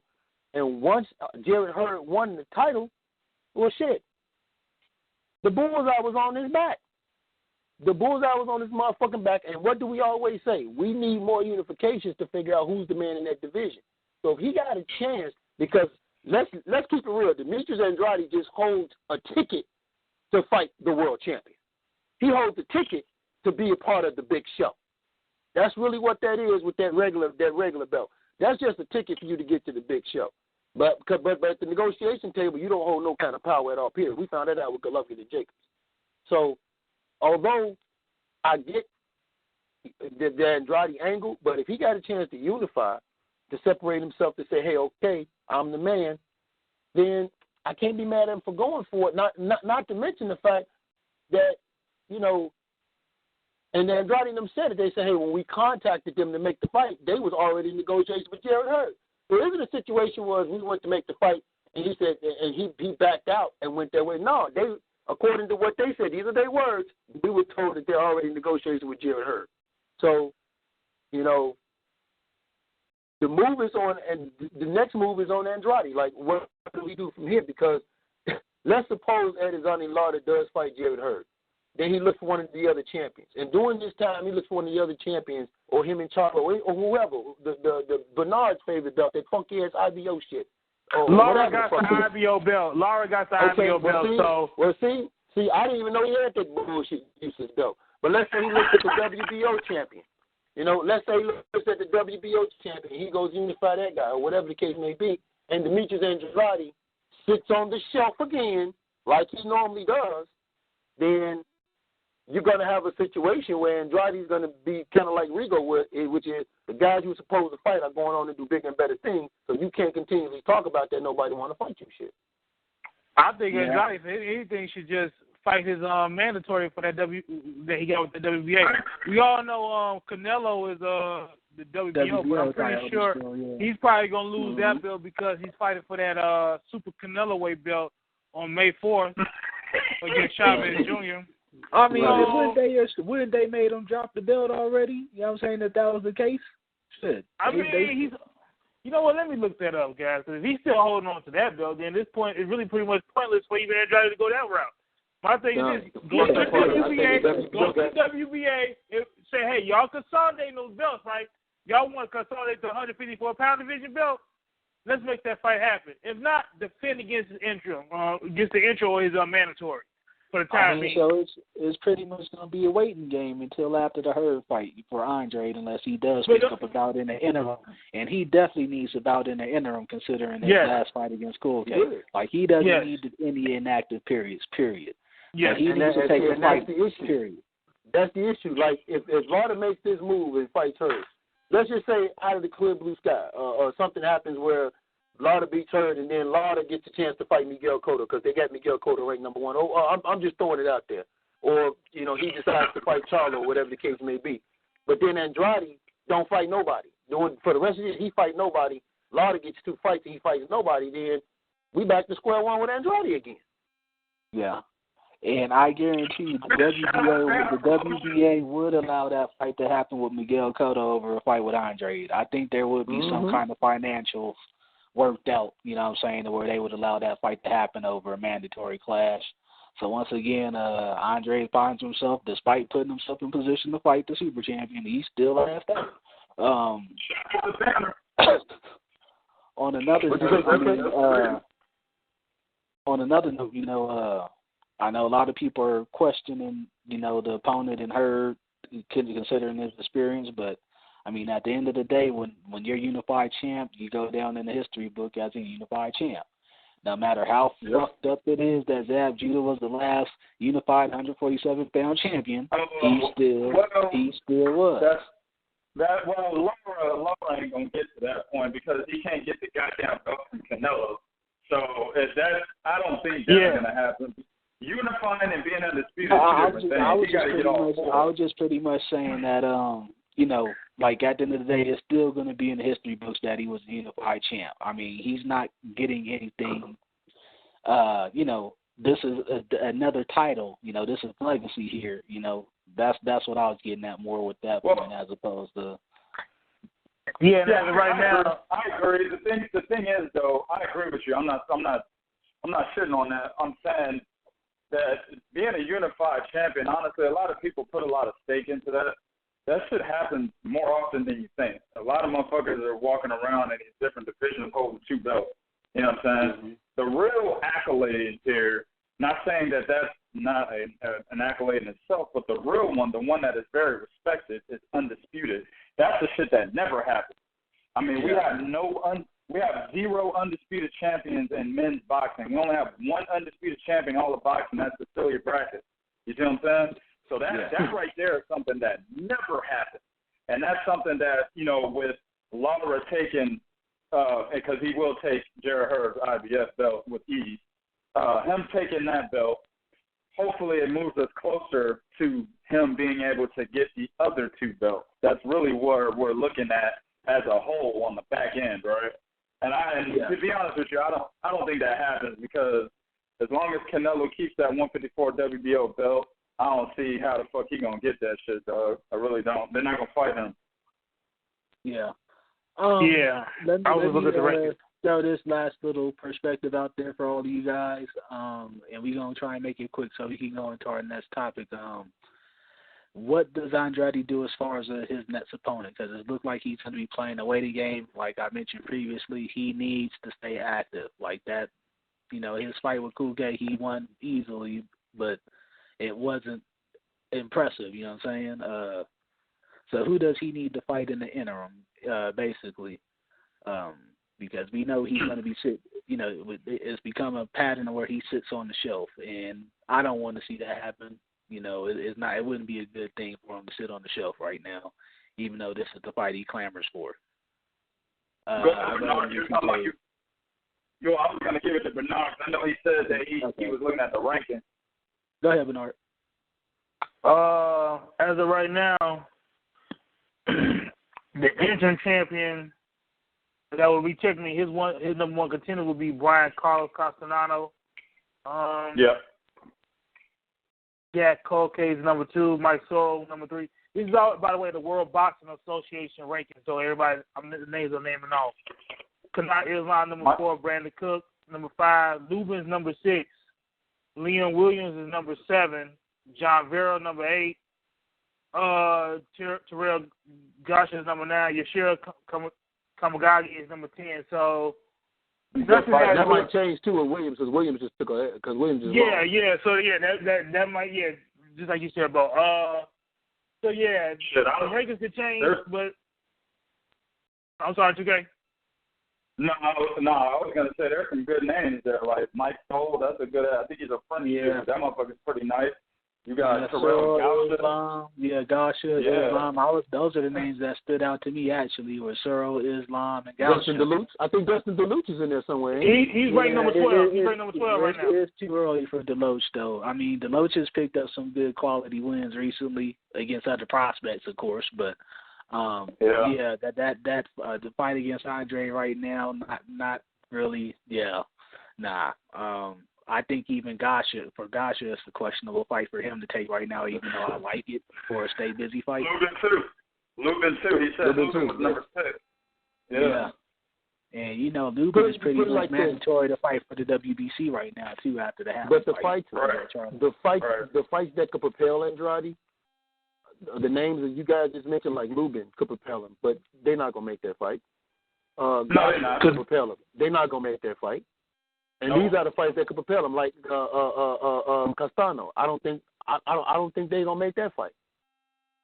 So the fights that could really. Now, would that be the fault of stuff? Would that be the fault of Banner Promotions if they don't even do that fight, or what would you make that? What would it be if they don't even do something like that? Well, I think shout out to Paul, man. He made a comment the other day. He said that even he could win a purse bid against Banner Promotions. You know what I'm saying? And that answers your question in a nutshell. You know what I'm saying? That's the problem here. He's got a very low-tier promotional company backing him that can't really get shit done for him. You know what I'm saying? So, but I really think fights with guys that aren't really known by the public are the way he's going to have to go. Like, I'm opposite Bo on that one. I think he will get that fight with Castellano. And I think Mike Soul would be a fight that they would look at making. But the other guys like Erickson, Lubin, and Gasha and all them, those are like highly touted prospects right now. And, of course, Lubin is, like you said earlier, he's getting ready to fight the winner of Charlo Hadley.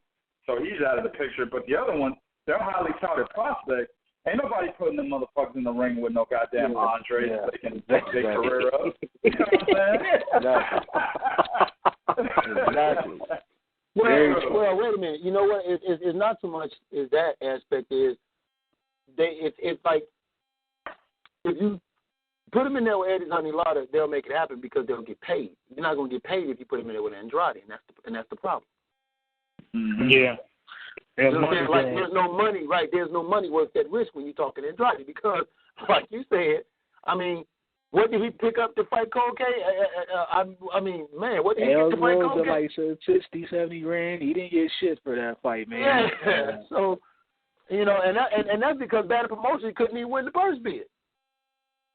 Yeah. So, I mean, shit, you can win a purse bid, like Paul said, with Banner Promotion, but one thing else, with what's in your wallet? You don't even need the credit card. What's in your wallet? $500. Okay, you won the purse bid. Get this short-term loan.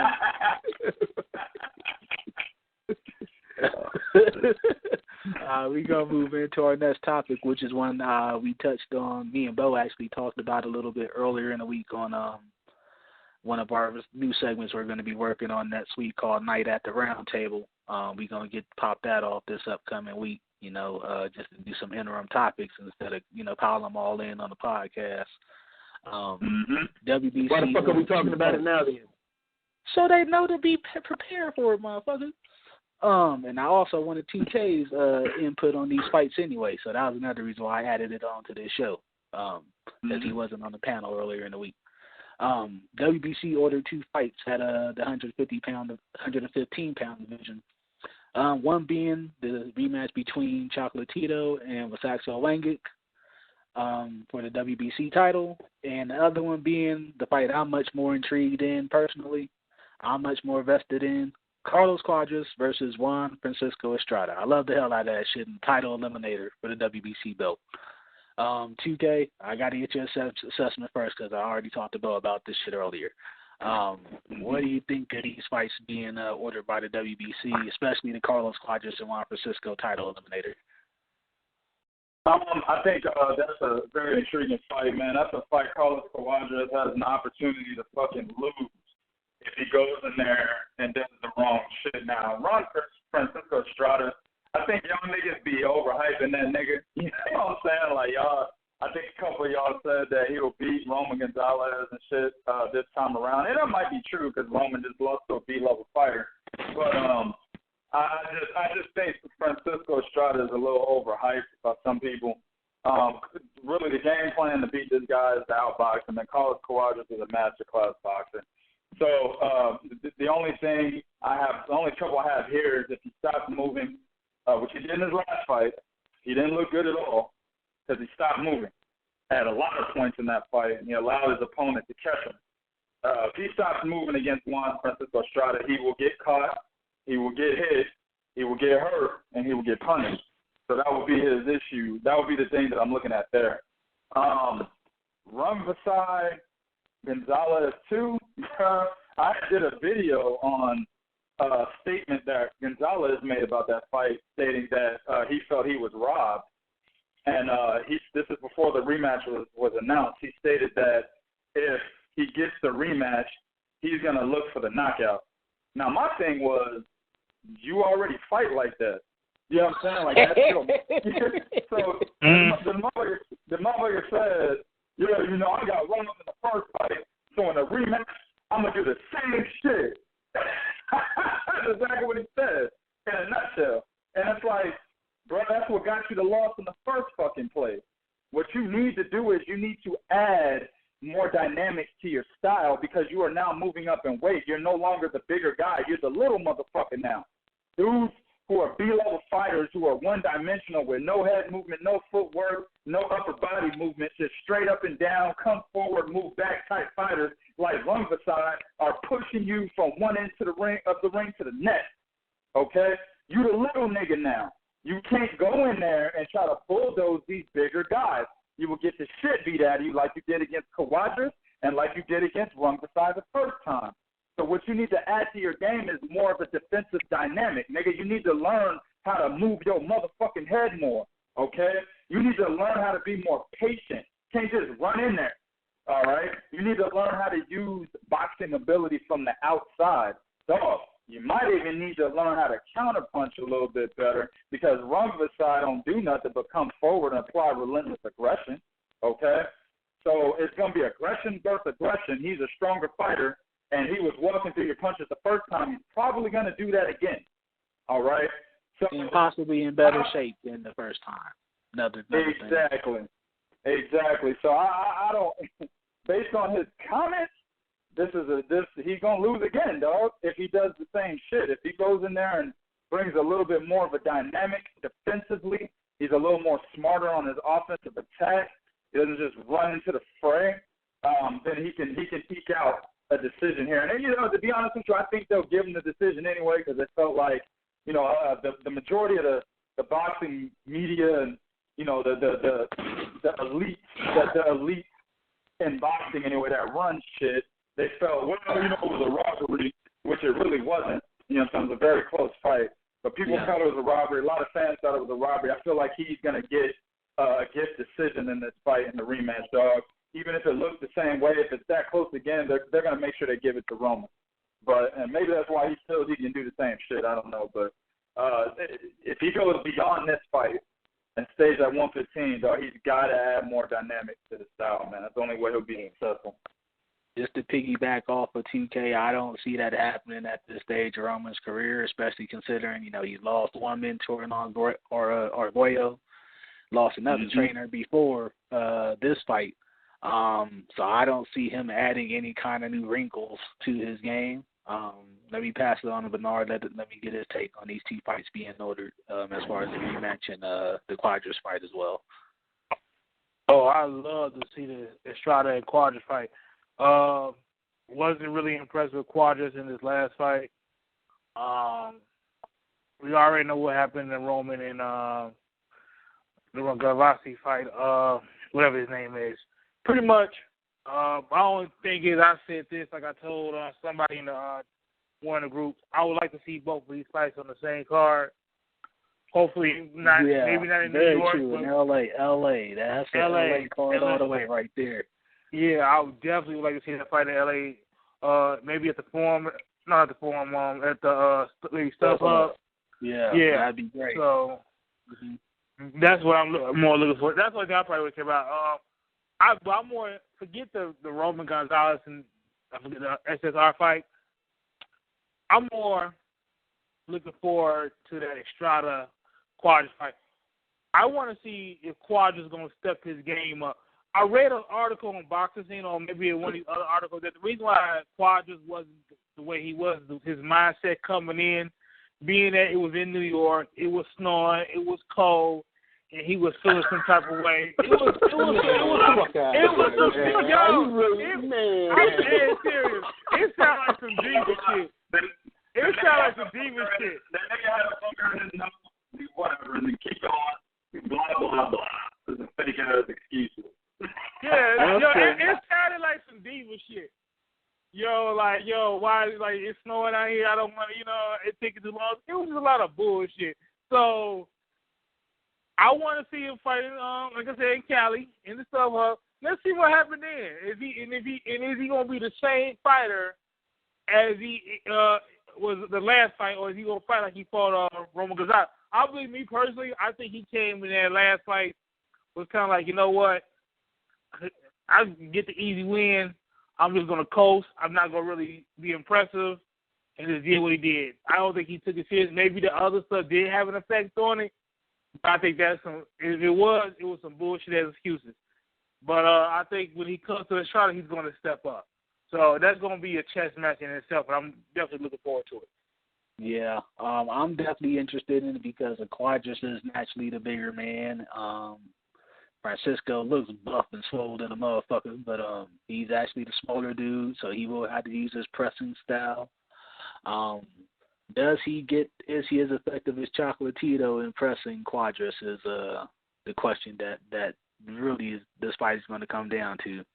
And I kind of think for Estrada's a little bit better now these days than he was in his first loss against Chocolatito. He's also an excellent body worker, which is something, Chocolatito's up and down, but he doesn't work the body nearly as much as Juan Francisco Estrada does.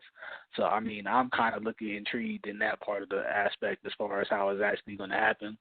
We'll do more breaking down of this fight and do our predictions as it comes closer. And, yes, they do need to make this fight on the same card.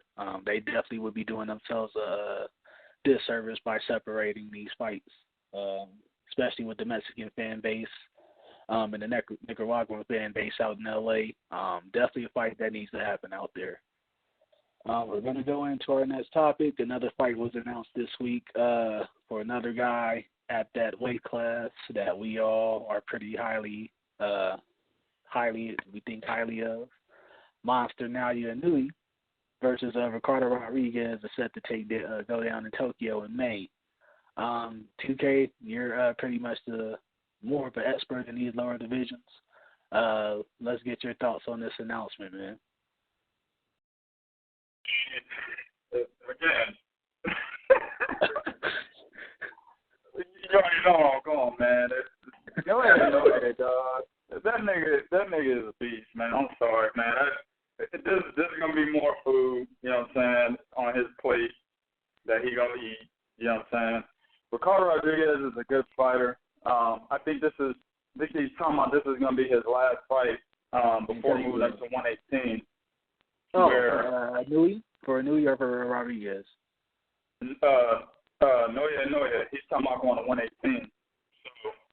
So, if this is indeed his last fight, then I really think it's just like a little stay busy fight in order for him to get ready to make that jump so he can go up possibly and try to take the crown from Shinsuke Yamanaka. That's the way I see it. Rodriguez is a good fighter. Gosh, wow. Yeah, man. Exactly. Rodriguez is a good fighter. I'm not shitting on him, but Naoya is like I said, man, he's in my top 5 pound for pound, dog. Like, this dude is ridiculous. So it's gonna be he's gonna beat the dust off this dude. Hopefully he moves to 118. He probably fight 2 more times, maybe one. I'll say one fight to get acclimated to the division. Possibly be looking for Shinsuke Yamanaka after that. And then again, I will go back to what I said before. Guillermo Rigondeaux should move down to 118 and look to fight these 2 motherfuckers, dog. Do you understand how big of a fight that would be in Japan? You got Guillermo Rigondeaux versus Yamanaka or Rigo versus Inoue, dog, in Japan? Man, get the fuck out of here, man. I'm gonna do some more spin. I'm gonna put some more spins on this, man. Since you put out the 118 card Wow, yeah, I definitely did hear he was moving away from something since Chocolatito lost. I thought he might possibly keep it in play because they're having a rematch now. So I'll definitely keep my eye out on that. But I would love to see him at 118 against guys like Yamanaka and ZZ personally. I definitely would like to see him at 118. And there's been news out there that he'll be making a U.S. debut possibly this year, later in the year. Yep. So I mean, the sky's the limit for the kid, man. Bo, you got anything you want to? What was that?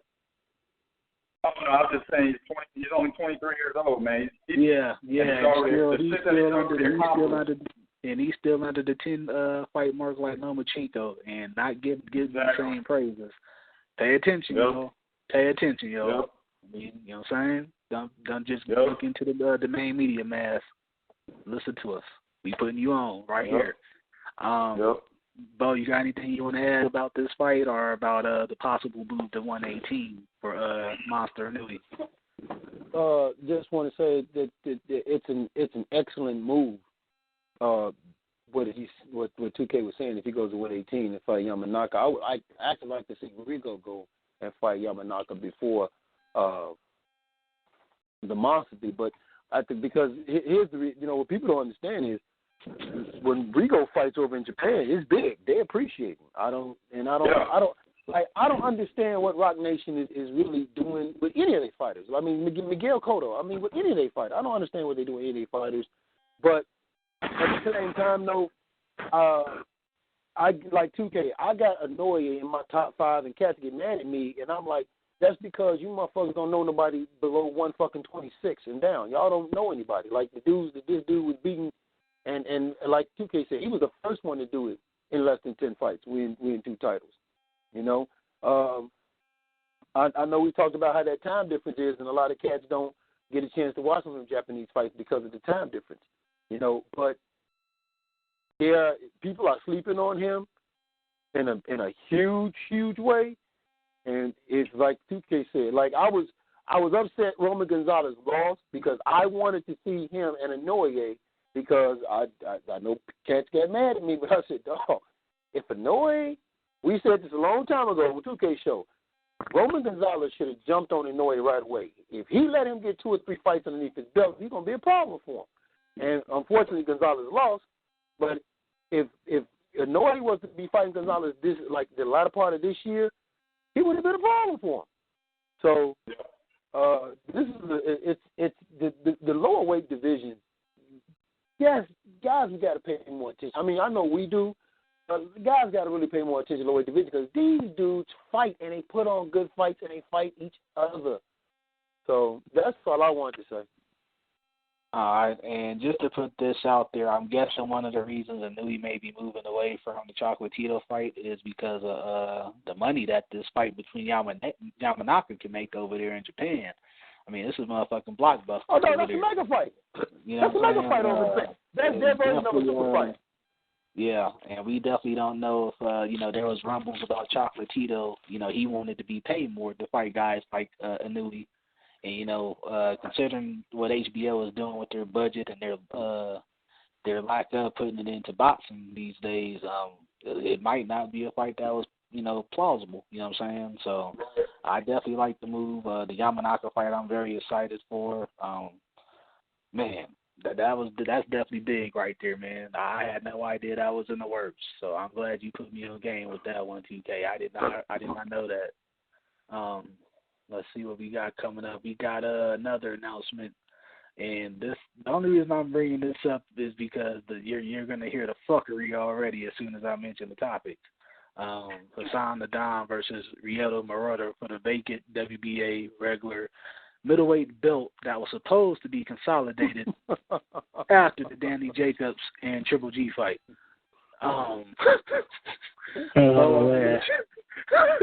I don't even know if I want to talk about the fight.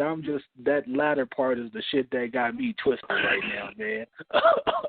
So let me get your thoughts on, I guess, the fight in itself, which is actually a very good one. But just this whole vacant WBA regular middleweight shit, which was supposed to be consolidated. Go ahead, Bo. Let me get your take on it. Who? Bo. Hello. So you said me? Yeah. Yes. Oh, okay. You want me to talk on this fight? Yeah. Oh.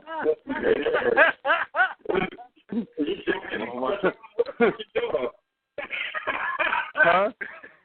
I mean, no, I'm just trying to figure out, like, I wasn't paying attention to what he was talking about with this topic because this is a useless fucking topic as far as I'm concerned.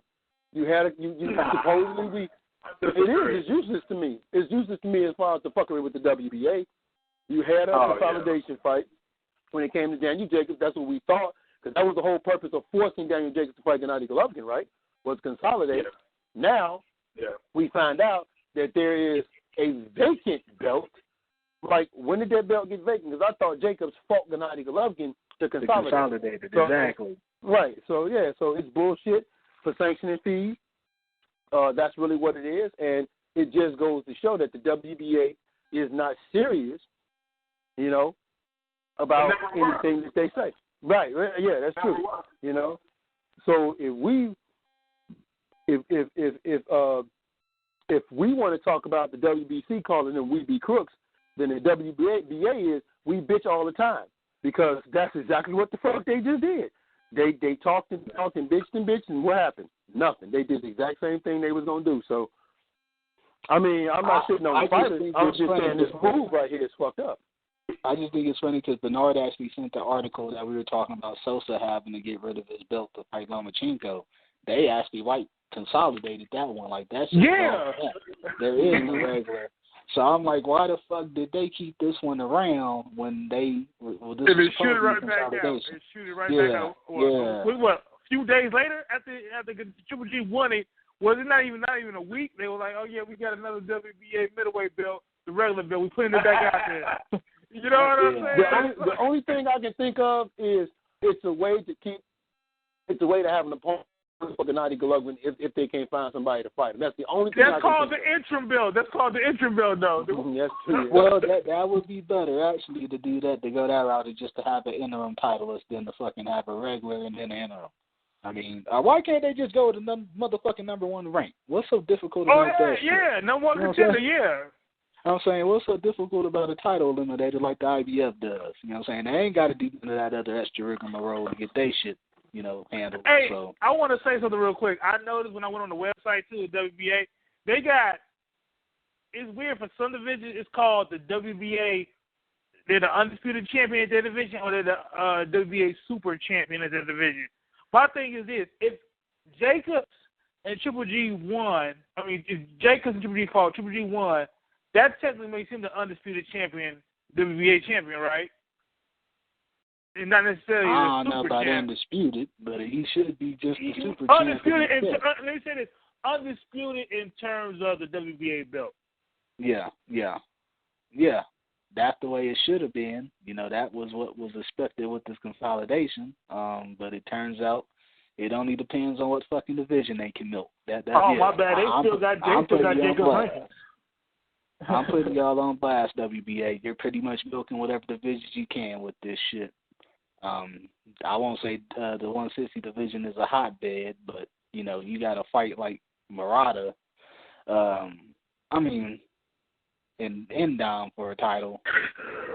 I don't fucking know.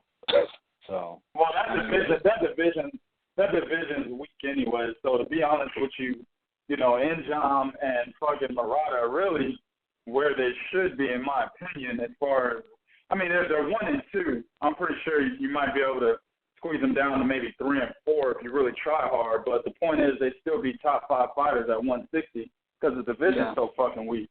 Yeah. So, very true. I think it's a good fight, but I agree with 100% with you guys. And I've said it before on the other different podcast episode that I never believed the WBA when they said they were going to consolidate. So I'm not surprised that the belt fucking resurfaced out of nowhere and shit after it was supposed to be consolidated. I was just like, well, no, guess these two niggas is fighting for it now. So, I mean, it's a good fight. It's a good fight. Right. You know, obviously the winner will be the mandatory for Golovkin. I think Golovkin smashes either one of these motherfuckers, especially in John. That's just not even a fucking concept. Yeah. He got knocked down with 7 times against David. 11. Whoa, hey, bro, I counted how many times he's been knocked down in his career. It's 11 times overall. He was knocked down. I think it was he got knocked down by Giovanni Lorenzo one time. He got knocked down by what's his name? Peter Quillen 6 times and David Lemieux 4 times. 11 times total. That's fucking insane. And I want to say he was knocked out in the Olympic Games too. Right, he was by an amateur fighter. Damn. Yeah. In the first round. And that dude went and lost in the second round. Same dude. So yeah, that is your 160 division for you right there, fellas. With headgear, I know, right? I think they had headgear on. No headgear. Okay. No headgear. Damn. That motherfucker knocked out in the Olympics by an amateur. Wow. So we gonna go into our preview for the week, man. We got a unification fight coming up in the 140-pound division. Over in the UK, it's going to be Ricky Burns going against Julius Indongo, and they are fighting for unification of the WBA and IBF junior welterweight titles. With that said, man, there's not a lot out there on Indongo. He's pretty much, this is like 15 minutes of fame for him right here, and trying to extend it. Let me get 2K's take on this fight and preview, breakdown, whatever you want to do. Oh, my bad. It was Indongo and who? I'm sorry. Ricky Burns. Ricky Burns. Oh, yeah. So, yeah, Indongo is the guy that knocked out Eduard Troyanovsky, a.k.a. the next dude that Terrence Crawford was ducking, knocked his ass out in the first round. Anyway, but, yeah. With the slowest goddamn punch ever, I'm telling you. The slowest and the ever. It was slow and it was wide as fuck. And you could see that shit coming from a mile away, and it still hit his ass right on the money. Ricky Burns, based on what I've seen of Indongo so far, because I did a little bit more research on him after I seen him obliterate Troyanovsky. What I've seen on him, Ricky Burns can outbox him. He can utilize his ring generalship, his boxing ability to overcome an Indongo, but at the same time, Ricky Burns' IQ is not very fast, in my opinion. He's not a very smart fighter in the ring. So I could see him actually fucking up and getting caught against Indongo, just like he was getting caught against Dejan Zlatikanin when they fought. So Indongo he's unorthodox as fuck. Like, as you saw in that fight, he could bring punches from, Mississippi, nigga, all the way up to North Dakota. That's how he's so unorthodox, you can't really tell where the shit's coming from. And that's kind of how, Troyanovsky got hit. I know I just said you could see it coming from a mile away, but Troyanovsky didn't read it the way that he could have, but then it's basically because of the unorthodox style. So Ricky Burns can get caught in this fight, and I'm not sure. I don't think Burns has ever been knocked out. I don't think he's been knocked out yet. So I just think guys have outclassed him. So he's shown that he's got a chin. But if he does everything right in the ring, he should have no problems with Julius Indongo. But you never know, man. We can see another stuff. Yeah. I guess I go ahead and pass it on to Bo on this one, and then Bernard. Get y'all's early predictions as well, and how y'all see the fight playing out. Go ahead, Bo. I'm with 2K. I went back and did some research on Indongo after he beat Troyanovsky, and just like me, 2K probably was looking at this guy fighting in what looked like a bingo hall or some shit. Yeah. For real. Yeah. It looked like he was fighting inside of a bingo hall, I swear to God. But he is unorthodox as hell, like 2K said. he throws punches that look like they're weird punches, but they're not weird angle punches. They're actually, when you look at how he throws them, they look weird and off angle, but they're not because of the way he holds his feet, the way he bounces around on his toes. They are punches that he wants them to land precisely where he knows. He has a good up and down, a good 1-2 to the body, to the head. Now, I'm with 2K. This shouldn't be a problem for Ricky Burns, but the problem is we don't know what Ricky Burns we're going to get. That's the big problem. We don't know which Ricky Burns is going to show up. You know, is it going to be the Ricky Burns that had the potential to be somebody, or is it going to be the Ricky Burns that sometimes seems like he kind of checks out? So it's going to be interesting to see. I know I might get burned for this. In my mind, I think this is a 50-50 fight because of the uncertainties. But Indongo is the rangier fighter, and the more rangier fighter, I'm guessing. The taller fighter here? Yes.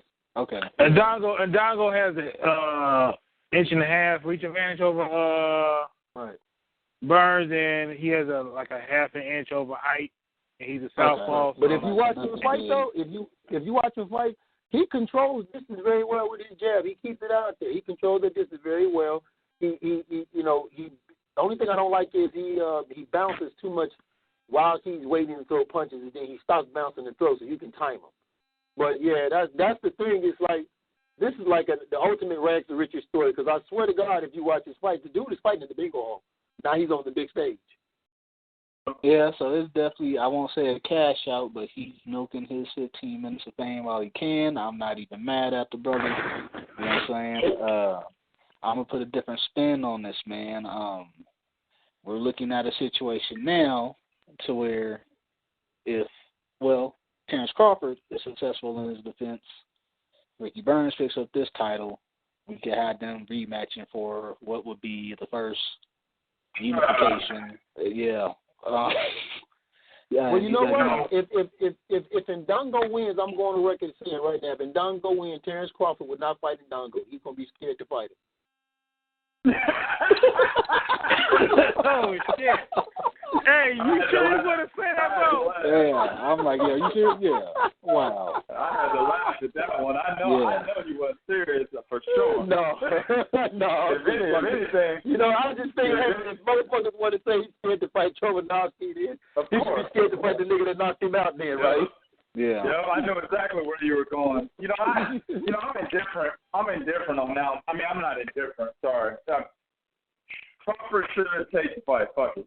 I mean, I don't want to see it again. Crawford thoroughly dominated this motherfucker in the UK the first time, I think, and they fought at 135 that first time around. Yeah. I really don't want to see a rematch, but hey, if this is named the next undisputed champion at 140, and I think the last one at 140 was Costa Zoo at 140.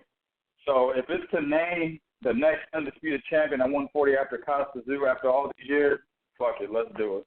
Yeah, it's legacy at the end of the day, man. When you're in them history books, it's gonna show unified, undisputed. Yep. No matter who the fucking opponent was, you know what I'm saying? Yep. So that's just what it is. That said, let me see what we got. We're gonna go into our U.O.E.N.O segment for the week, where we give you a history lesson. You know what I'm saying? On this day in 1988 in Las Vegas, Evander Real Deal Holyfield KO'd Carlos De Leon to unify the World Cruiserweight title. That is also when he began, about around the same time he started his hunt for Mike Tyson, around 88, 89, I'm guessing, is when he really started chasing him down, right? So, yeah, that was pretty much the launching pad for that. So, big up Real Deal Holyfield on that. And I guess I'm going to do the final blow this week. I actually don't really like doing these things, but I actually felt compelled to do it today, considering HBO last night. Like, I don't have no beef with them necessarily. Lou DiBella put out an article or was talking about HBO's move as far as them moving away from boxing just because it's not profitable enough for them. So, I mean, last night when they put on and I know I'm probably going to get some flack for this shit because I said it earlier in the show, and I'm saying it again now. When they put their Team Sputnik showcase out there, it it was just a lot, man. I'm not sure if people were necessarily keeping these bouts in perspective and opponents and all that. But that was one of the things I wanted to touch on in this final blow, man, is this was actually a showcase for those fighters. I mean, these were opponents made for them to, to look as good as they did last night, to have pleasing fights. These opponents were set up for that. In the first bout, we had a guy that's coming off a damn near a year layoff. Second fight, we got a guy that lost to a prospect, even prior to this one, and looked pretty bad in it.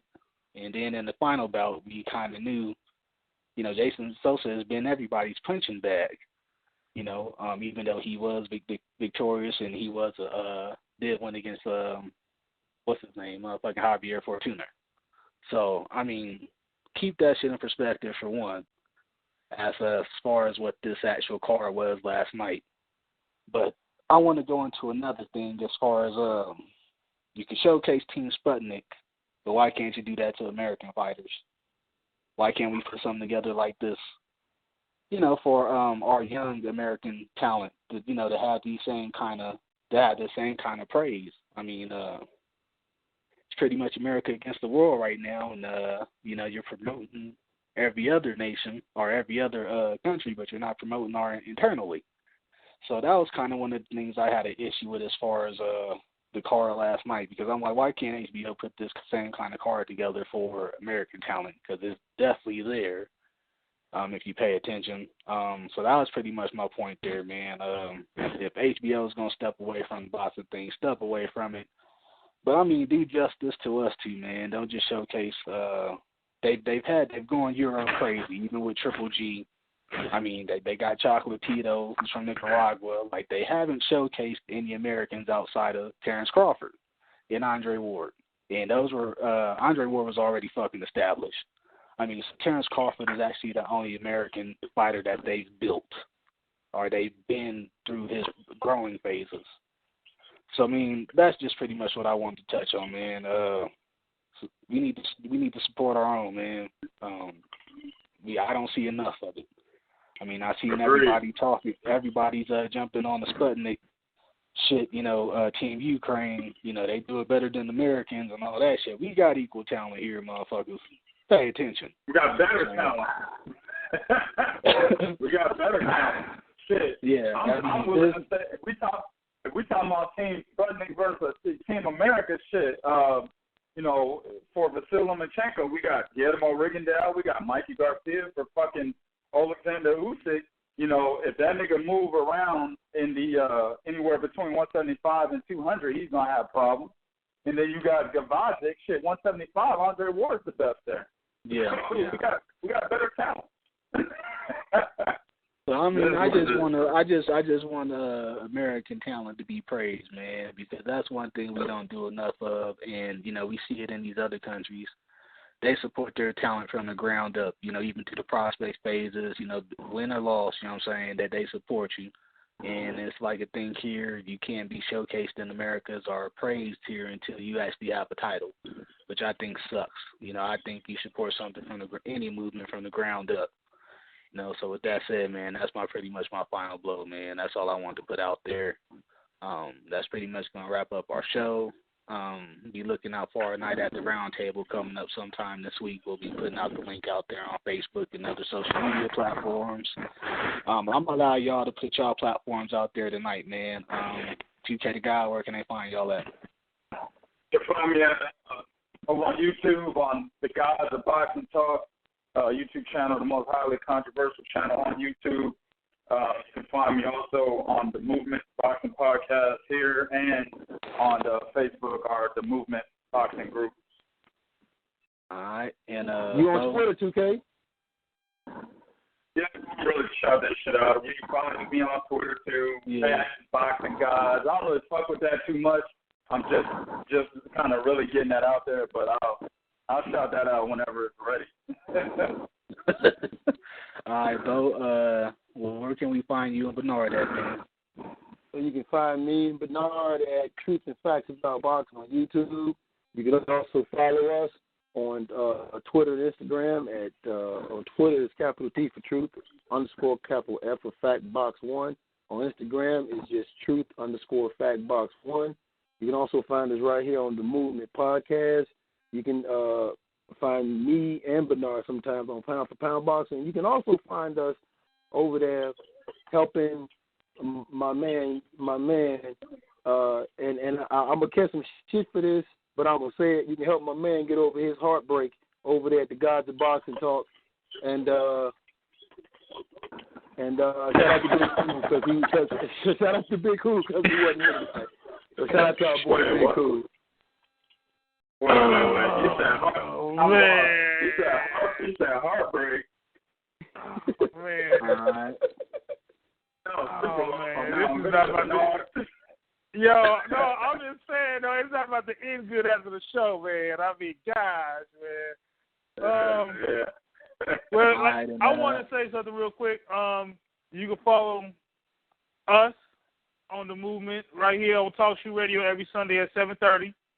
Follow us on our Facebook page, The Movement Boxing Podcast, DAMUVMENT Boxing Podcast. As for us, you can also follow us on Instagram and Twitter, DAMUVMENT BP. I control the Twitter as well, the Instagram. Me and Twine actually control the Twitter and the Instagram. So, inbox us, shoot us. We can talk boxing. Let us know what you want to talk about, So, we're here. All right, and for our brother who can't be down, he ain't here with us this week. He on vacation. Big Cool from Colossal Boxing Talk. I don't know they handles, but like I said, Colossal Boxing Talk, spell it out, motherfuckers. They got YouTube. Do a search. You know what I'm saying? They got. I think it's COLISSAL, Colossal Boxing. Yeah. Don't worry about it. They got correct spelling in these phones nowadays. Yeah, they automatically corrected, man. So you can catch them. You can catch Big Cool on Colossal Boxing Talk. They got that YouTube channel as well. Where they be doing interviews. So we have them on back next week after you get done with this vacation. Together collectively, as we all have been stating throughout the show, we are known as the Movement. So with that said, man, that's gonna conclude our show for the week. And yeah, man, just stay tuned in for that Nights at the Round Table coming up. There should be something interesting coming up. That said, to the next show, peace, y'all, and thanks for the continued support.